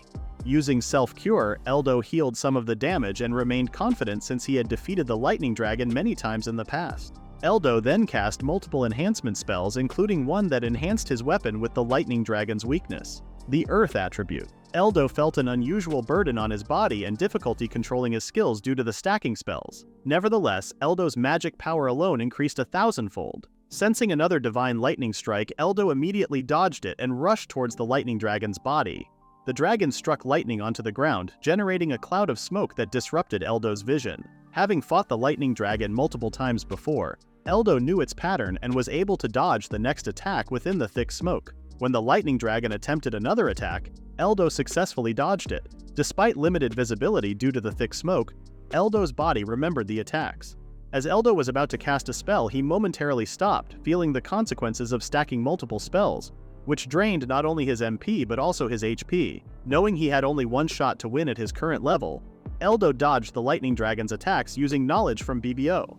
Left with only one option, Eldo stacked up every enhancement he had and used his strongest attack, the Earth Attribute Magic Gigantic Boulder Crushing Blow, landing a direct hit on the lightning dragon's head. Wondering if he had defeated the raid boss in one blow, he then saw the lightning dragon open its eyes. Realizing it was a skill worse than Divine Lightning, a super powerful magic attack that couldn't be avoided, the Lightning Strike of Extinction. If Eldo got hit, not even his ashes would remain. Trapped under the big spell, Eldo had only one more thing he could do: use what little magic he had left to cast another gigantic boulder crushing blow. Due to low mana, Eldo could only cast 1/3 of the boulder's size. The boulder landed right at the lightning dragon's back, defeating it completely. With Eldo alone, the subjugation of the raid boss was complete. Inside the forest, Melia busied herself taking care of the horde of monsters. She deftly deflected the monsters' attacks while dealing damage simultaneously, resulting in her defeating the raging ape. Unfortunately, Melia could feel the toll of facing the horde alone, pondering that the forest might be where she would lay to rest. Suddenly, the blood tiger in front of her vanished. She then saw Eldo flying over the forest. After apologizing for taking so long, Eldo informed her that he managed to defeat the raid boss, which was the reason the stampede had stopped. As proof of his victory, Eldo showed the horn of the lightning dragon.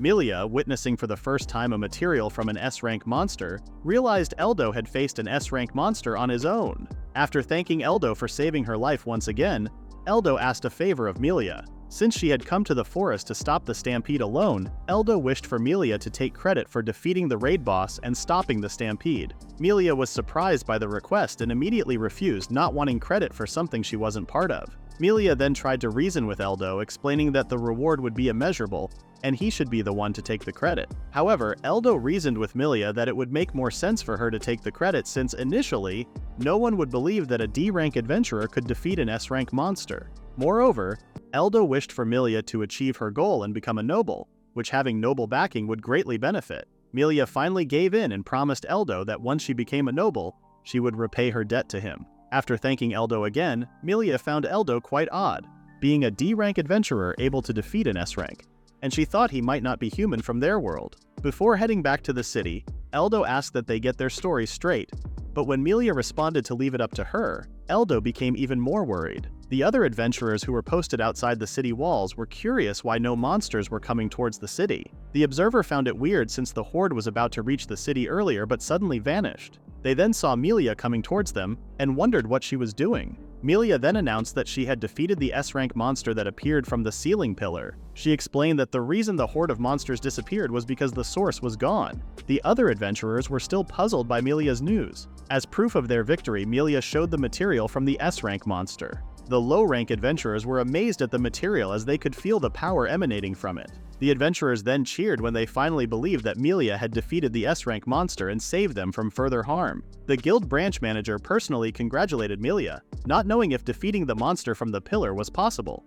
When the barrier broke, the branch manager thought they were done for and was really thankful that Melia saved them from the monsters. When the guild branch manager asked about Eldo, Melia told him that Eldo evacuated since he couldn't keep up in battles against S-ranks. While Melia was trying to explain to the guild branch manager what happened, Eldo looked far and hoped that everything was going well with Melia. Back at the Adventurers Guild, Melia was still explaining that she was able to defeat the lightning dragon by targeting the dragon's horns. The branch manager thought that dragon's horns were the hardest and most difficult part, and jokingly told Melia that her title was really not for show. The guild branch manager thought that the achievement was so great that it could promote Melia directly to S-rank. However, he didn't have the authority to make such a decision, and could only vouch for her as much as possible. Seeing how the guild branch manager bowed and thanked Melia again, she could feel the branch manager's sincerity. Eldo then met up with Melia outside of the Adventurers Guild, apologizing for making Melia feel guilty about lying to everyone, but still thankful that she was much closer to her goal now.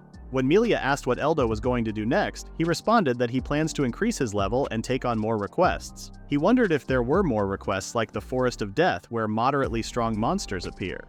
Milia could only show an awkward smile as Eldo called high-level monsters moderately strong ones. Milia then mentioned to Eldo a story that she was told earlier. Apparently, there was a massive outbreak of monsters in the Great Forest of Elias. Since it was so close to the town, there had been a flood of requests to subjugate the monsters. Milia still had to stay in the city for her assessment. She then asked Eldo to go if he was interested.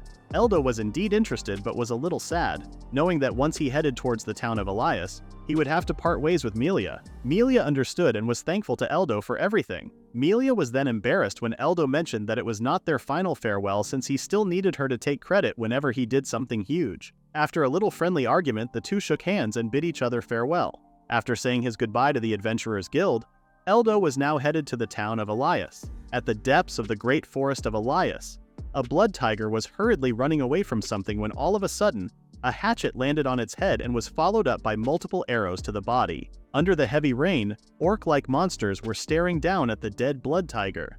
All of a sudden, a huge shadow cast over them and picked up the dead blood tiger's body and ripped it in half. The huge monster showered the blood of the blood tiger while it shouted for domination. Later on, Eldo soared through the sky in search of the town of Elias. Struggling to spot it from above, he decided to descend, estimating that the town was now nearby.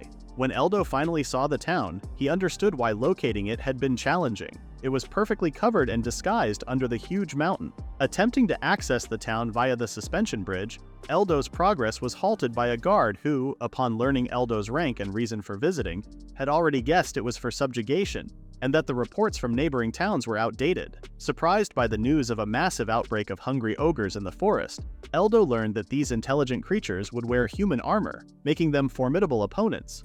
Taking on more than one ogre at a time proved incredibly difficult, especially if there were a boss or most likely a king ogre involved. Reflecting on his encounter with the lightning dragon, Eldo realized that challenging the ogre's massive numbers and powers, even with knowledge of their patterns, would overwhelm even a strong adventurer. If, by chance, the boss wasn't a king ogre but an emperor ogre, Eldo regretted his decision to separate from Milia and wished he had proceeded with caution. The guard explained that ogres used to reside deep in the forest of Elias, never venturing into the town's territory.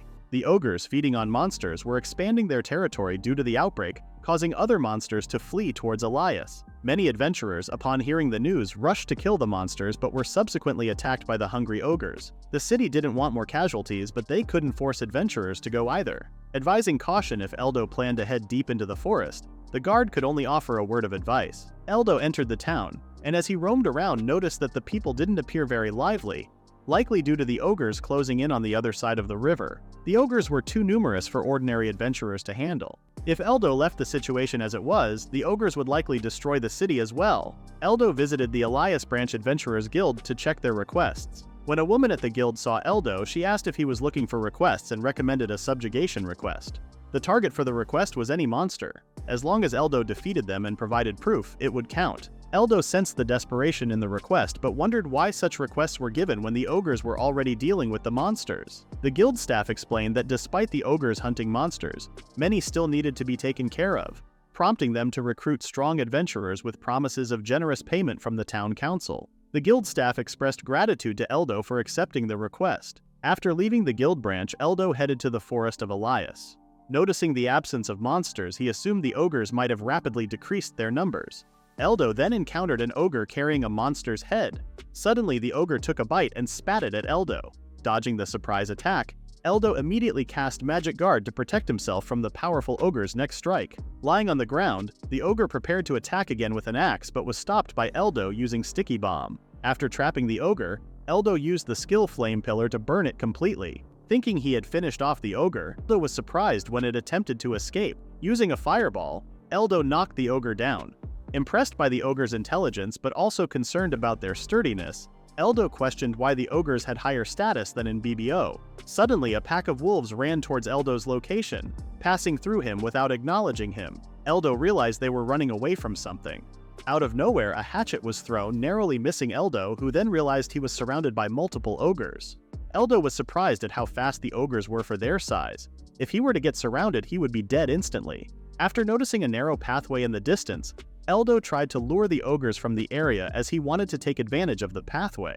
The ogres, who menacingly smiled, immediately ran and followed Eldo into the narrow pathway. Seeing a huge flame in front, one of the ogres used its strength to stop, leading to all of the ogres stopping. Eldo then used the skill Flame Pillar with 5 times the power to burn the ogres down. He finished them by blasting a fireball at them.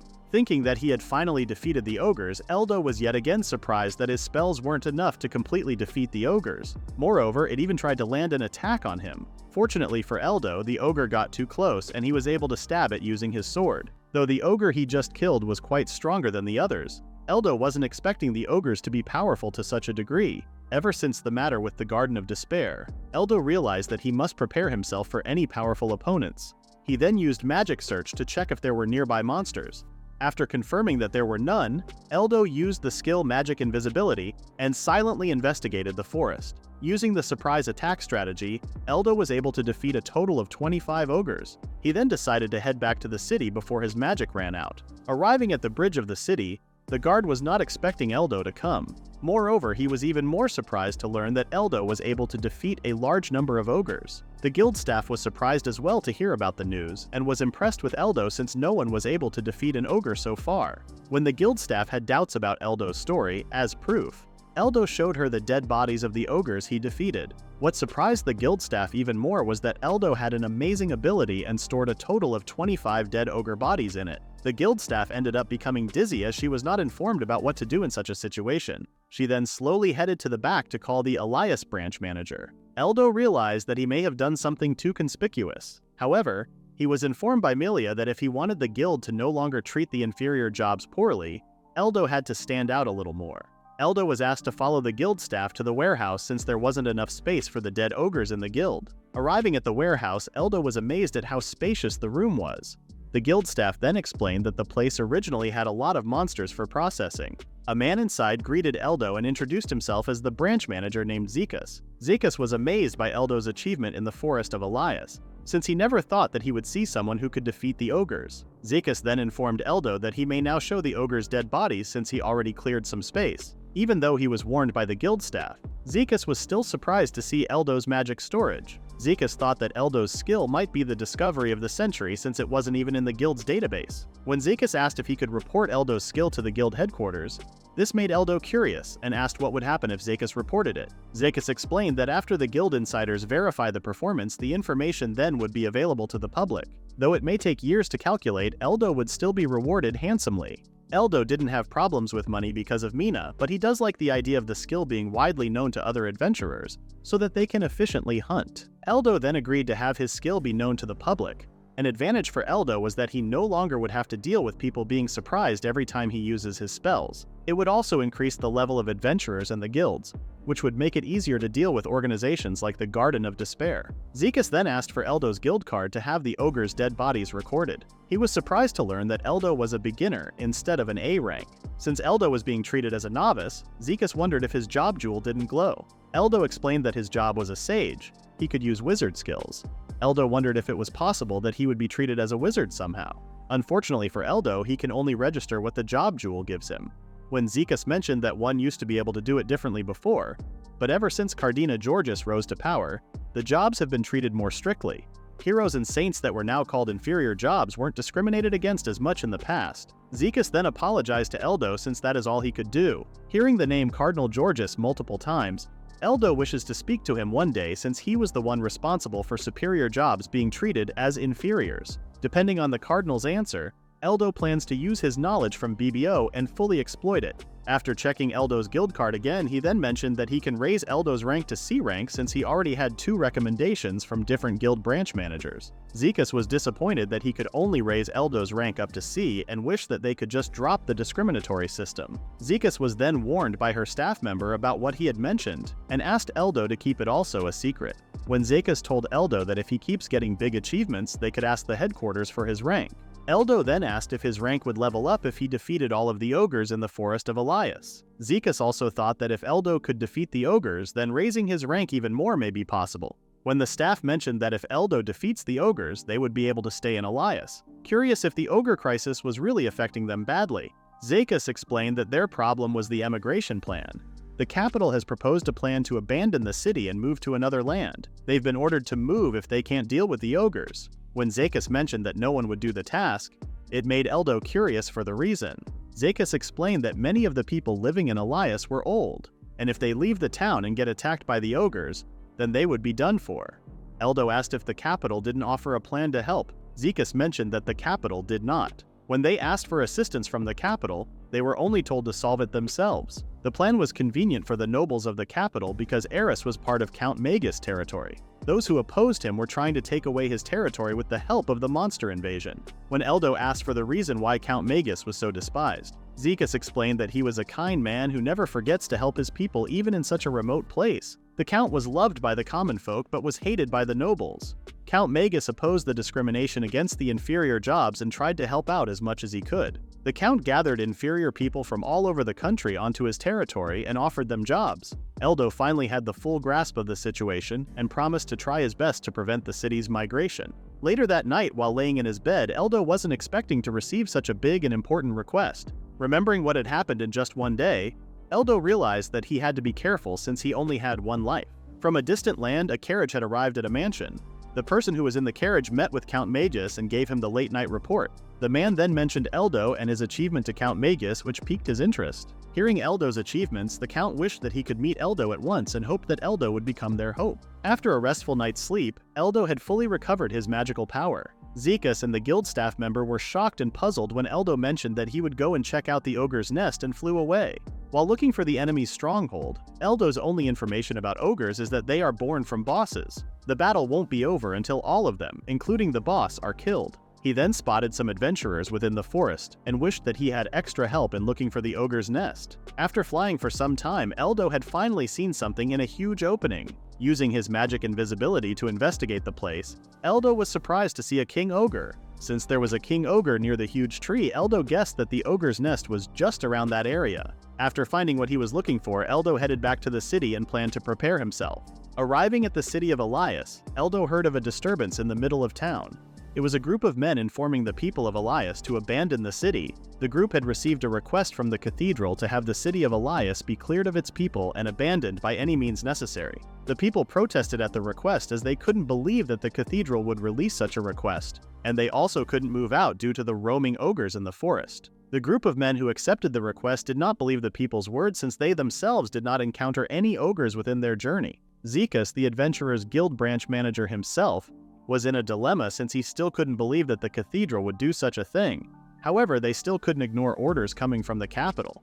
One of the men that accepted the cathedral's request had enough and threatened the people by destroying their food supply with his sword. Seeing the cruelty the man displayed in front of the people of Elias, Eldo did not take it lightly and used the skill suspension to teach the man a lesson. The man flew up to the tall ceiling so fast that he fainted after hitting his head. Eldo then used the skill landing to safely put the man down. Confused at what was going on, Eldo explained to them that he was the one that made the man unconscious, since Eldo couldn't stand seeing their actions. Seeing Zekas' concerned reaction, Eldo reassured him that he would personally take care of it. The leader of the group mocked Eldo for being a C rank after learning about him. However, his insults turned to anger when Eldo mentioned that his skill doesn't work on anyone whose level was higher than him, which meant that the man was even lower in level than a mere novice. Enraged, the group's leader used the skill power slash on Eldo. He then smirked as he thought that he landed a good blow. However, he was just mocked by Eldo for having low strength while calling himself a guard. When Eldo guessed that the group was not really planning on escorting the people out of the city, he hit the man across with his staff, rendering the man unconscious. Eldo then told the remaining member of the group to tell the requesters that Elias no longer needs to relocate and announced that he himself would eliminate all of the ogres. Scared, the man grabbed his companions while giving Eldo a warning. Eldo then apologized to Zekas for his actions and told him that if anyone asks what had happened, that he would inform them that a wandering adventurer just did whatever he wanted. Eldo never imagined such conspicuity, since the cathedral directed their hostility towards the town, when they should be protecting it. Zekas apologized to Eldo as he had to intervene with their matters. Eldo then informed Zekas that he had a bad feeling and that the whole migration thing may have been a setup. Eldo then asked Zekas if he had heard of an artificial monster called Demon's Poisoning. He explained that it had a property of making all monsters in the area go berserk when buried in the ground. The monsters would become stronger and more ferocious.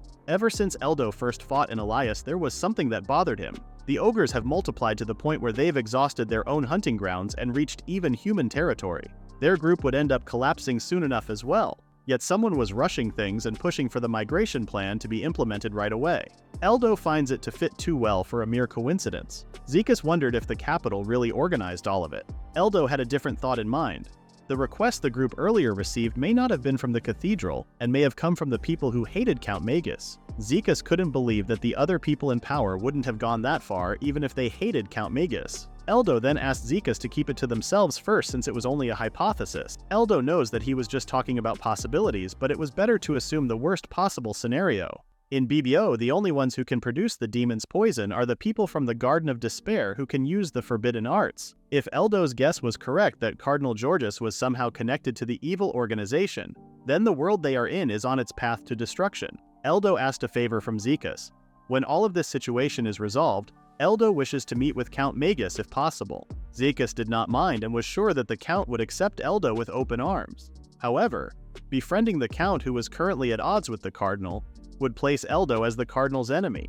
Eldo didn't mind since he couldn't let Cardinal Georgius get away with it. Eldo then asked if Zekas could prepare a large amount of oil for him. Zekas responded that he could gather a reasonable amount if he could collect all of the oil from the village. When Zekas asked Eldo what he was planning to use the oil for, Eldo responded that he plans to burn the forest down. Zekas was appalled after hearing Eldo's plan and asked him to think over his plan. Eldo clarified that he doesn't really want to burn the forest but rather burn down the ogre's nest. After learning of Eldo's true plan, Zekas immediately left to collect all of the village's oil. After preparing himself, Eldo met up with Zekas after he finished collecting all of the oil. He then asked Zekas and the staff member to help him store the oil in his magic storage. Worried that the oil may overflow, Eldo reassured Zekas that it wouldn't and that his original plan was to just place the entire container.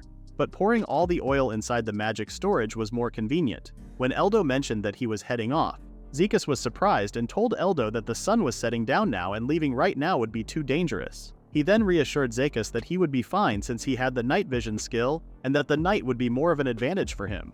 After realizing that Eldo plans to do a surprise attack on the ogres, Zekas could only ask him to be careful. Eldo immediately flew away and headed towards the ogre's nest. Dark had descended, and Eldo was roaming over the ogre's nest. Using the magic search to scout for any ogres within the area, Eldo was able to locate dozens of ogres and an ogre king. If everything would go according to his plan, then Eldo should be able to take them all out at once. He then opened his magic storage and poured the oil all over the ogre's nest. As for igniting the fire, Eldo kicked an ogre that was guarding the nest who was also carrying a fire. When the ogre landed in the nest, it ignited the oil which started the fire and engulfed the whole nest. Seeing how fast the oil burns, Eldo was not expecting it to be very effective. When the ogres had finally come out from their nest, Eldo then used the skill Sticky Bomb and trapped the ogres in place. Casting more earth element spells, Eldo defeated the trapped ogres by using the gigantic boulder crushing blow. The commotion had finally woken up the Ogre King, and the fight between the two was now finally commencing. The Ogre King grabbed a piece of the trunk of its nest and used it to attack Eldo. Thanks to the knowledge Eldo obtained in BBO, he knew all of the monster's fighting styles, but unlike the Lightning Dragon who attacks in pattern, the Ogre King attacks according to its environment. That would mean that taking the Ogre King out would be troublesome. The Ogre King punched the ground, which resulted in multiple rocks headed towards Eldo. Eldo could no longer just take the attacks of the Ogre King and countered by using Fireball right at the Ogre King's face. However, the attack seemed to not even faze the Ogre King. The Ogre King's durability was so high to begin with, but since it has been strengthened by the demon's poison, it was practically impossible to damage it with average attacks. However, Eldo had countermeasures at hand when the Ogre King continued using the rocks as a range attack. The flying rocks passed through Eldo. He then used the skill Wind Glide to get near the Ogre King. After landing a kick, Eldo used the skill explosion onto the Ogre King's mouth, which caused massive damage to the Ogre King's head. Even if the body was strengthened by the demon's poison, it was not a big deal if Eldo could kill the Ogre King from the inside. Thinking that the matter in the forest was taken care of, Eldo was surprised to see a magic circle up in the sky. Eldo was confused about why there were more bosses spawning. He then realized the cause. An Emperor Ogre had shown up and easily smashed the gigantic boulder that Eldo summoned earlier. With its power, it could easily destroy the forest. Seeing the Emperor Ogre and its destructive power, Eldo immediately hid above the huge tree. King Ogres and Emperor Ogres were not meant to show up in the same location. Eldo wondered if the situation was another difference from BBO, or if it was the action of the Garden of Despair again. The Emperor Ogre stood still for some time, making Eldo curious. When the Emperor Ogre used detection magic, this surprised Eldo. The Emperor Ogre bent its knees and jumped towards Eldo's location. Eldo was able to dodge the attack. He was then surprised that the huge tree showed signs of being damaged. All of a sudden, the Emperor Ogre showed up in front of Eldo. In a split-second decision, Eldo used whatever ability he had to get away as fast as possible. Even after hiding under a tree, the Emperor Ogre still knew Eldo's location and continued to follow him, not stopping its attacks. Eldo then used Fire Arrow to incapacitate the Emperor Ogre. However, the Emperor Ogre simply caught the Fire Arrow between its two palms. Seeing his Fire Arrow being treated like a joke, Eldo realized that just like the King Ogre, the demon's poison was even stronger than he thought. Eldo tried to calm himself down and remained confident in all the knowledge he had gained in BBO, and the experience he gained from fighting in his new world. Eldo then used 3 fire arrows, but they were easily destroyed by the Emperor Ogre. Noticing that the Emperor Ogre's back was exposed, Eldo cast the fire pillar behind the Emperor Ogre and hit its head. Seeing that the Emperor Ogre's head was catching fire, Eldo was glad. Even though it wouldn't do much damage, it still would give him some time. With just one slap to its face, the Emperor Ogre was able to extinguish the fire. Eldo now wondered if he could even do anything in the fight. Eldo then remembered that he had a technique to get him out of this situation. However, if he were to use that technique, then the boss drop would also be damaged. Eldo could not afford to worry about the boss drop. He then cast the Forbidden Curse, Magic Power Corrosion. The Emperor Ogre then tried to destroy the spell, but it couldn't hit it. When the Magic Power Corrosion finally entered the Emperor Ogre's body, it could no longer move as if it was suffocating. Magic Power Corrosion is a spell that allows the user to infuse the enemy's body with contaminated magic power and destroy them from the inside out. The spell is known as Forbidden Curse, and there were 3 main reasons why it was not commonly used. The first was that everyone in range would be damaged except for the caster. To avoid that from happening, the caster must first use Magic Search beforehand. The second reason was that the monster's drops deteriorated.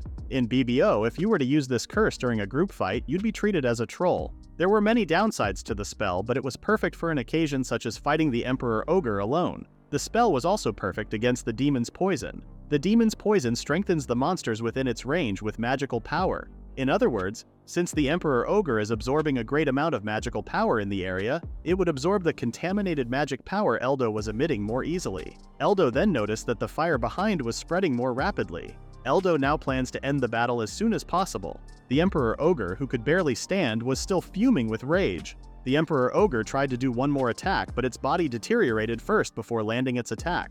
Eldo finally was able to breathe a sigh of relief as he managed to defeat the Emperor Ogre somehow. Eldo had now completed the firefighting and Ogre collection. He was a little disappointed that he couldn't get the Emperor Ogre's drops, but was still glad that he could collect the Ogres and Ogre King's remains as proof. And to convince the capital, Eldo was surprised to see a Stone of Wisdom as a drop. Since the chances of the drops deteriorating in quality after using magic corrosion were high, Eldo was lucky to be able to get his hands on the stone. Before leaving the Ogre's nest, Eldo used Magic Search and immediately located the demon's poison. Using the spell Ice Pillar, Eldo instantly destroyed the demon's poison. The culprits behind the Ogres going berserk were no longer in the area.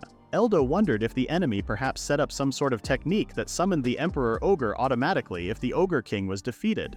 Eldo wondered how far his knowledge from BBO took him against this new world. At the Adventurers Guild, the staff member was waking Zekas up. Zekas apologized since he could no longer win against his drowsiness. The two were surprised when Eldo showed up behind the staff member, as he understood why Zekas was so sleepy. Zekas was surprised as Eldo looked completely exhausted. Eldo responded that it was because he wasn't fighting in the best area, but reassured the two that he did manage to defeat all the ogres. Hearing the news, the two ended up hugging Eldo out of joy. However, who was very exhausted from the battle, no longer had any strength to faint on the spot. When the sun finally showed itself, Eldo had woken up from his sleep. He then realized that he was at the Elias Inn and remembered that he was completely exhausted after defeating the ogres. Eldo was then greeted by the staff member as she felt relieved since they were so worried that Eldo hadn't woken up after 2 full days. Before leaving, Eldo, the staff member, told him to visit the guild as she would make him a meal whenever he was hungry, and that he also had to inform the branch manager immediately. Noticing that his stomach was growling, Eldo went ahead and visited the Adventurers Guild. He was then welcomed by Zekas and the staff member. Zekas was very grateful to Eldo for defeating the ogres in the forest. Zekas mentioned that he wanted to take his time thanking Eldo properly, but there was someone who wished to speak to Eldo first. A man then showed up beside Zekas and slowly walked down the stairs. Eldo was cautious of the man at first. The man then introduced himself as the humble count from a remote region, Count Magus. Eldo did not expect that he would soon meet Count Magus, let alone visit him in a distant guild. Count Magus expressed his desire to meet Eldo immediately after hearing all of his exploits. He had been eagerly awaiting someone like Eldo, and after learning from the branch manager that Eldo was willing to join their cause, Count Megas couldn't wait any longer. He personally invited him to end the era of Georges. Since Georges had also been causing problems for Eldo, he accepted Count Magus' invitation eagerly. Delighted that Eldo had now joined their crusade, Count Magus wanted to discuss many things with him over a meal. After learning that the guild had prepared a feast for him, Eldo happily accepted. Once they were served the delicious food, Zakis and the guild staff left them to their private conversation. To initiate their conversation, Count Magus expressed his gratitude towards Eldo for handling the ogre problem. The Count admitted he didn't know how to solve the problem until Eldo stepped in. Upon hearing of the demise of the first party they sent out, the Count immediately started looking for volunteers. As a token of gratitude for saving their village, Count Magus hoped Eldo would accept the reward he was offering. Eldo was ecstatic upon finding a stone of wisdom inside the chest and asked the Count if it was really okay for him to have it. Count Magus responded that Eldo needed it more than himself, and it was also his way of thanking Eldo for getting rid of Georges' subordinates. The Count did not want to delay the main reason for their conversation.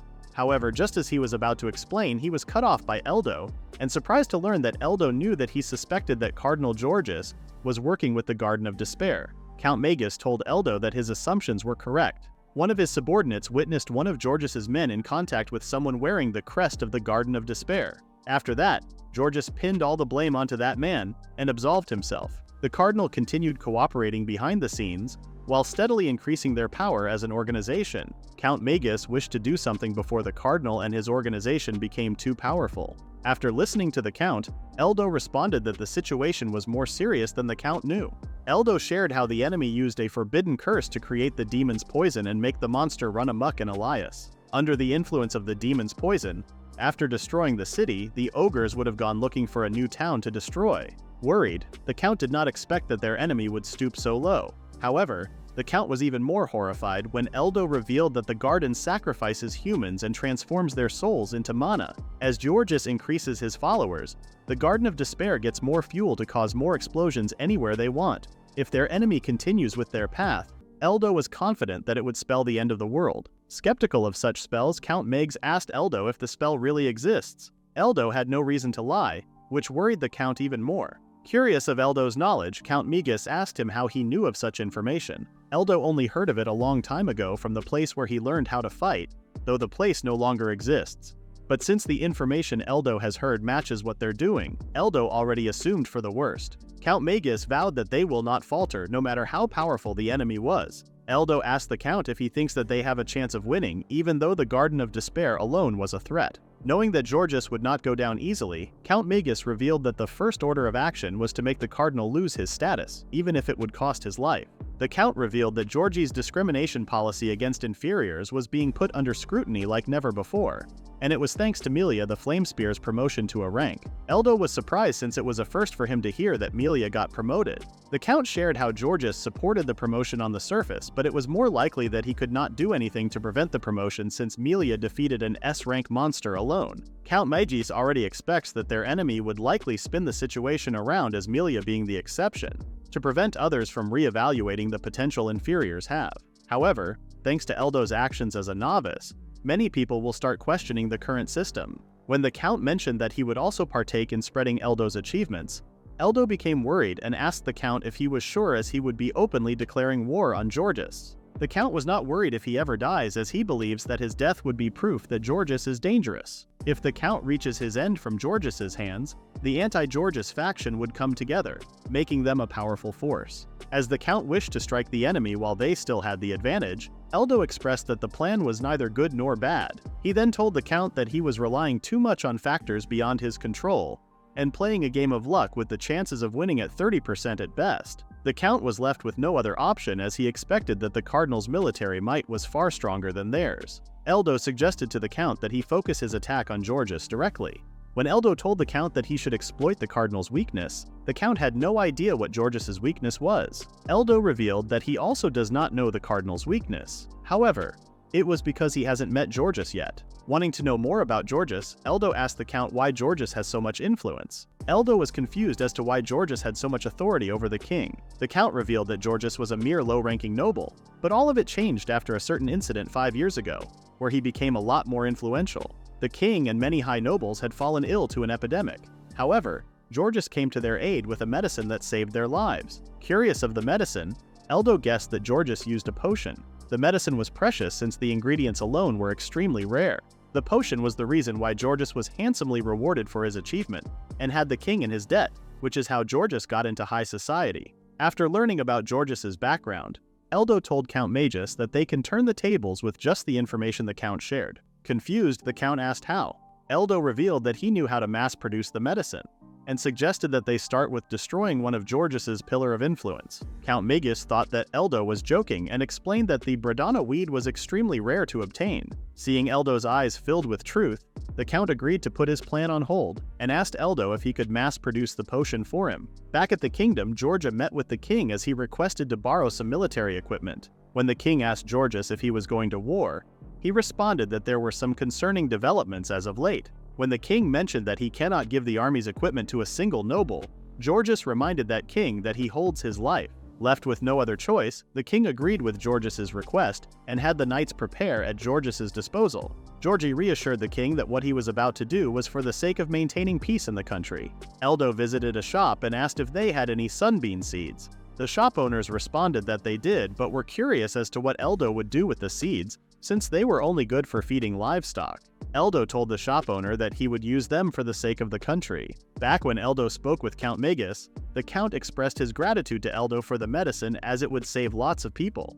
Eldo found it awkward being thanked for something he hadn't accomplished yet, to which the Count apologized for being a little rash with his words. When the Count mentioned that they would have to find where the Bredana grass grows, Eldo told the Count with all honesty that there was no such place. Confused, the Count asked Eldo if he was planning to attack the Bredana farm. Eldo had no plans to attack a farm. When Eldo asked the Count if he could get Bredana grass seeds, the Count responded that he knew of the seeds, but had never seen any attempt to artificially cultivate them. Eldo reassured the Count and told him that the solution to their problem was simply to make their own farm. In front of a waterfall, Eldo opened his magic storage and stored lots of water. After obtaining the water, Eldo's next step was to find a place where he could plant the seeds. The side of Elias where the ogres had not caused any damage was the best choice for Eldo. Seeing a road at the backside of the town, Eldo decided to test out his theory first and began scattering the seeds. After discharging the water, the seeds were scattered randomly since the soil hadn't been plowed. For his last and most important step, Eldo used the skill Magic Taunt, which lured a pack of wolf-like monsters. When the monsters began their attack, Eldo immediately took the pack down using his ice pillars.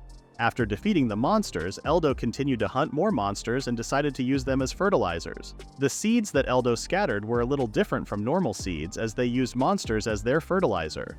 After 2 days, the seeds were already sprouting. Seeing that the seeds made quick work of the monster fertilizer, Eldo expected nothing less from the seeds that were called demon absorbers. After collecting a bunch of seeds, Eldo used the skill flame circle and burned down the sunbean roots. Bredana grass cannot grow in a normal environment. It is a plant that can only grow when it can easily absorb mana from monsters. After a monster dies, its mana spreads around little by little.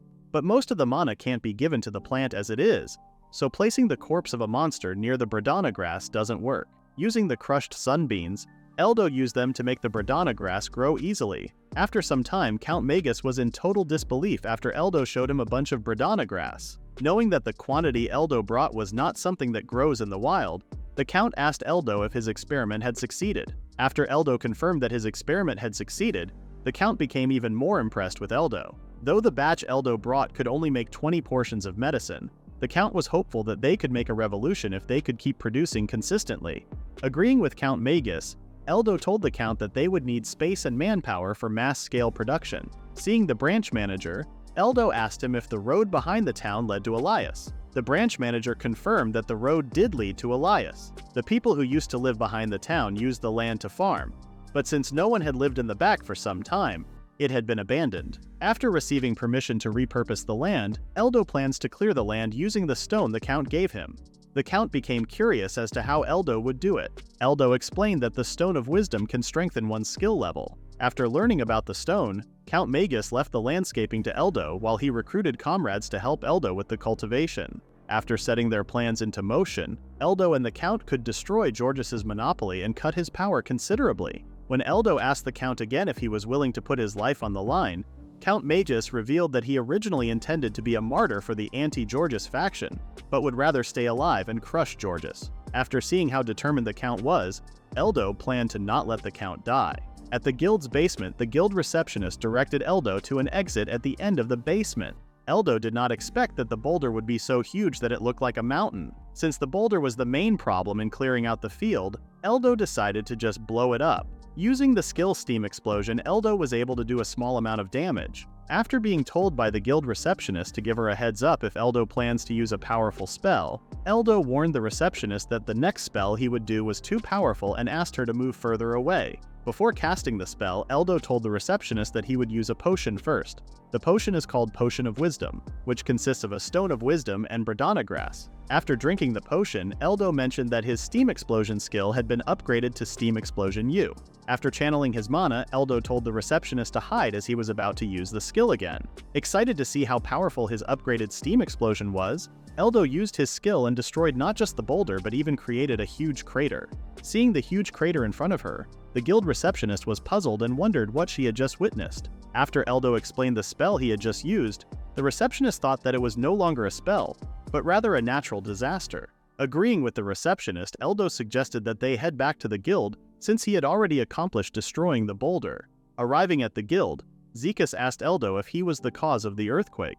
Eldo apologized for startling everyone and informed them that he had secured the space for the time being. Since the next step was the Count's responsibility, Eldo warned him that farming Bradana Grass would attract monsters. The mana absorbed by the sunbeams turns into a particular type of mana that attracts other monsters. Count Magus was grateful for the warning and planned to hire people to protect the place in case a monster did show up. Eldo reassured the Count that boss-class monsters would not be lured but rather just monsters that pass by the area. While the Count was thinking about who he would hire to protect the land, Zekas mentioned that he wanted to talk about the Flame Spear. Eldo agreed with Zekas that Melia is strong for someone who has inferior talent. Having Melia join the Count's side to help other inferiors would give their power a boost. However, Eldo knew that Melia had a goal of becoming a noble. Antagonizing someone as influential as Georges, Eldo was sure that Melia would not achieve her goal. After receiving their respective roles, Eldo, Count Magus, and Zekas immediately began their work. After some time, the Bradana Grass plantation was now functioning as Eldo intended. The protected farmland consisted of many buildings and structures to help produce medicine. Eldo was amazed at how big the medicine plant had become. He was confident that they would give the Cardinal a huge problem soon enough. Sibin, a grappler with an inferior job, accepted the Count's request for help and became the medicine plant's protector. Sibin used to be an adventurer, but when his party met a powerful monster, he was left behind. After managing to survive, Sibin's spirit was already broken. After losing his source of income and on the verge of starvation, Count Magus came to Sibin's aid. Every single person gathered in the medicine plant had the same situation, in which they were all in debt to Count Magus. Wanting to speak with the Count, Eldo asked Sibin if he knew where the Count currently was. Sibin told Eldo that the Count was probably at the processing plant since they were having meetings there regarding the distribution of the medicine. Eldo then met with the Count and was impressed at how efficient the people were at making the medicine. After seeing a batch of potions on the table, Eldo asked if those were the medicine. A man named Wheel, who is in charge of managing the medicine, told Eldo that what he saw was the batch of medicine they had made for the day. Wheel later expressed how pleased he was to meet Eldo after hearing so much about him from the Count. Wheel then guided Eldo and the Count to a room, which surprised Eldo as one of the people inside was the manager of the guild in Fasta. The Fasta manager revealed that he was also opposed to the current job discrimination set in place by the Cardinal.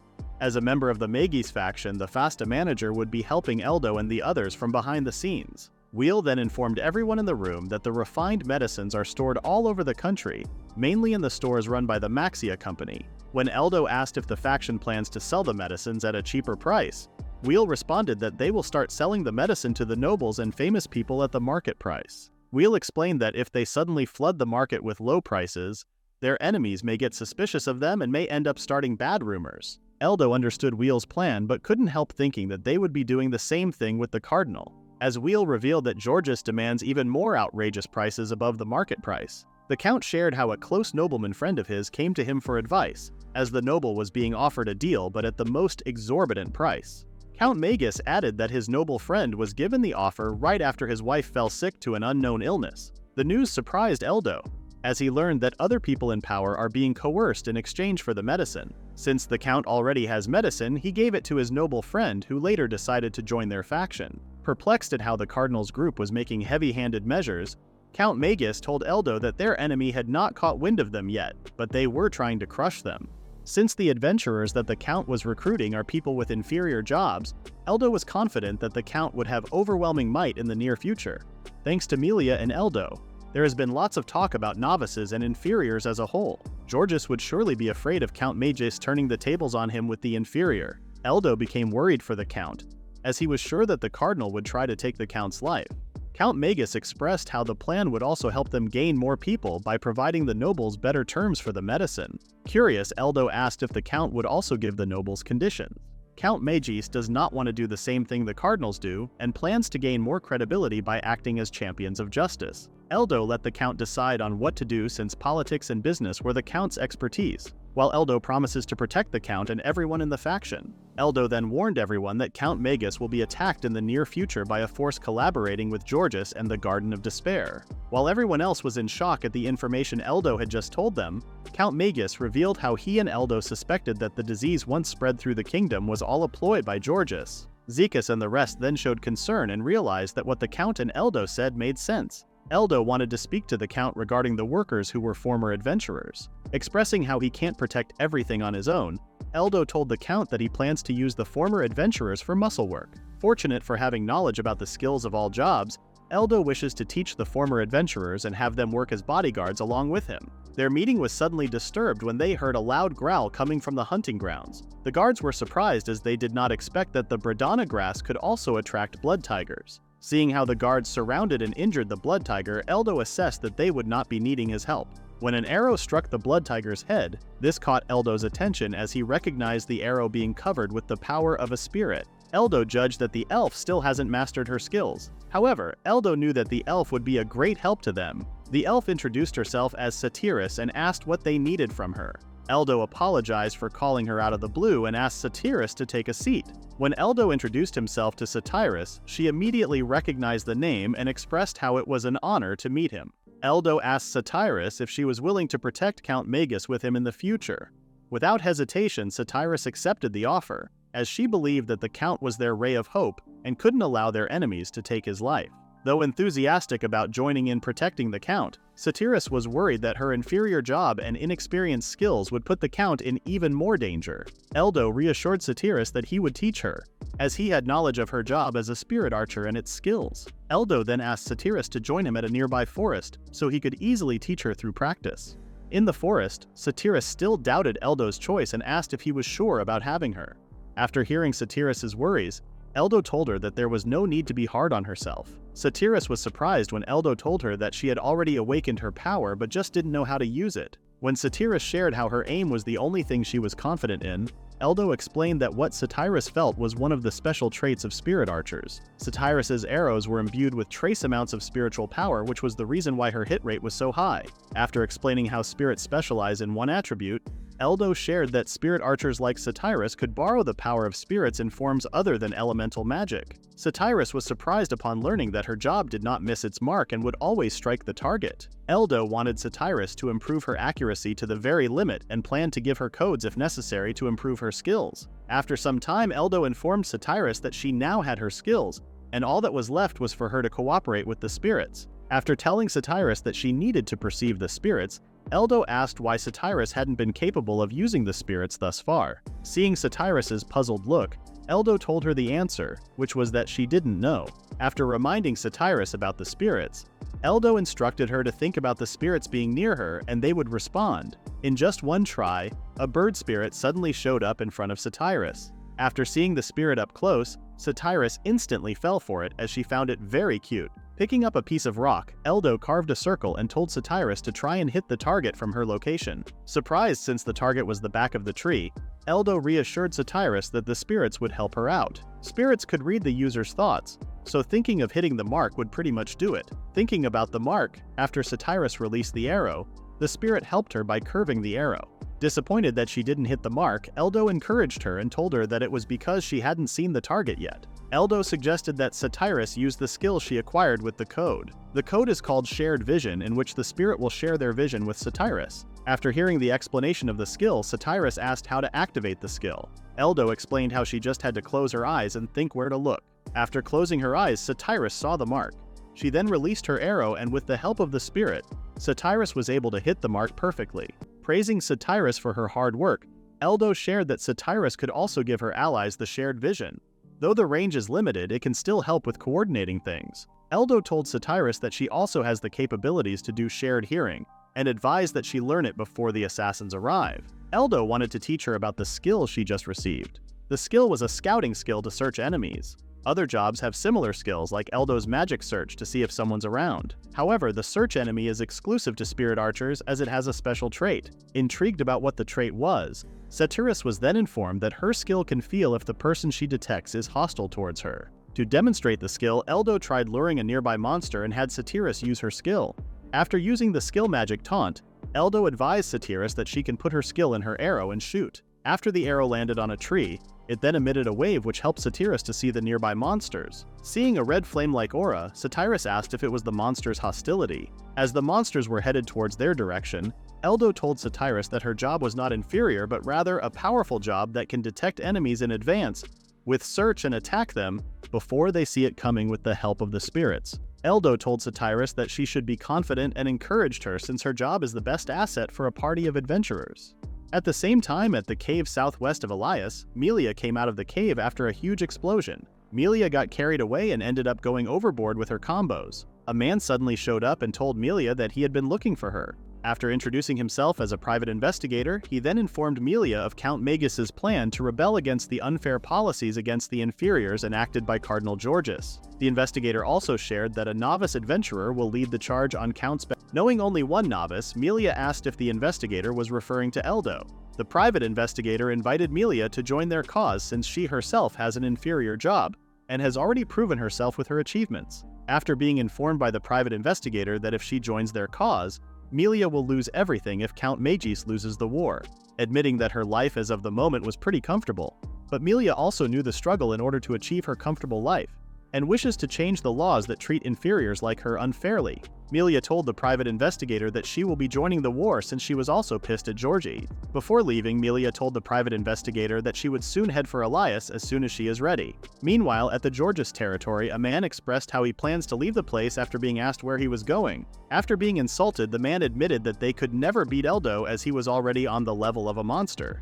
As the man was being reminded of how he wanted to be a part of the Garden of Despair, they were interrupted by a member of the Garden of Despair. When the man mentioned that he was getting out of there, he was suddenly stopped by Cardinal Georgius. Using the skill Mana Corrosion, Cardinal Georgius easily disposed of the hoodlum. When the others tried to explain that they had nothing to do with the man and pledged loyalty to him, they were still sent to prison as they would be used as a sacrifice. Surprised that Georgie would visit, the Cardinal explained that he just came to check on the soldiers since the ceremony was near. Wondering if the hoodlums earlier were talking about Eldo, the person in the black cloak confirmed that it was indeed Eldo they were referring to.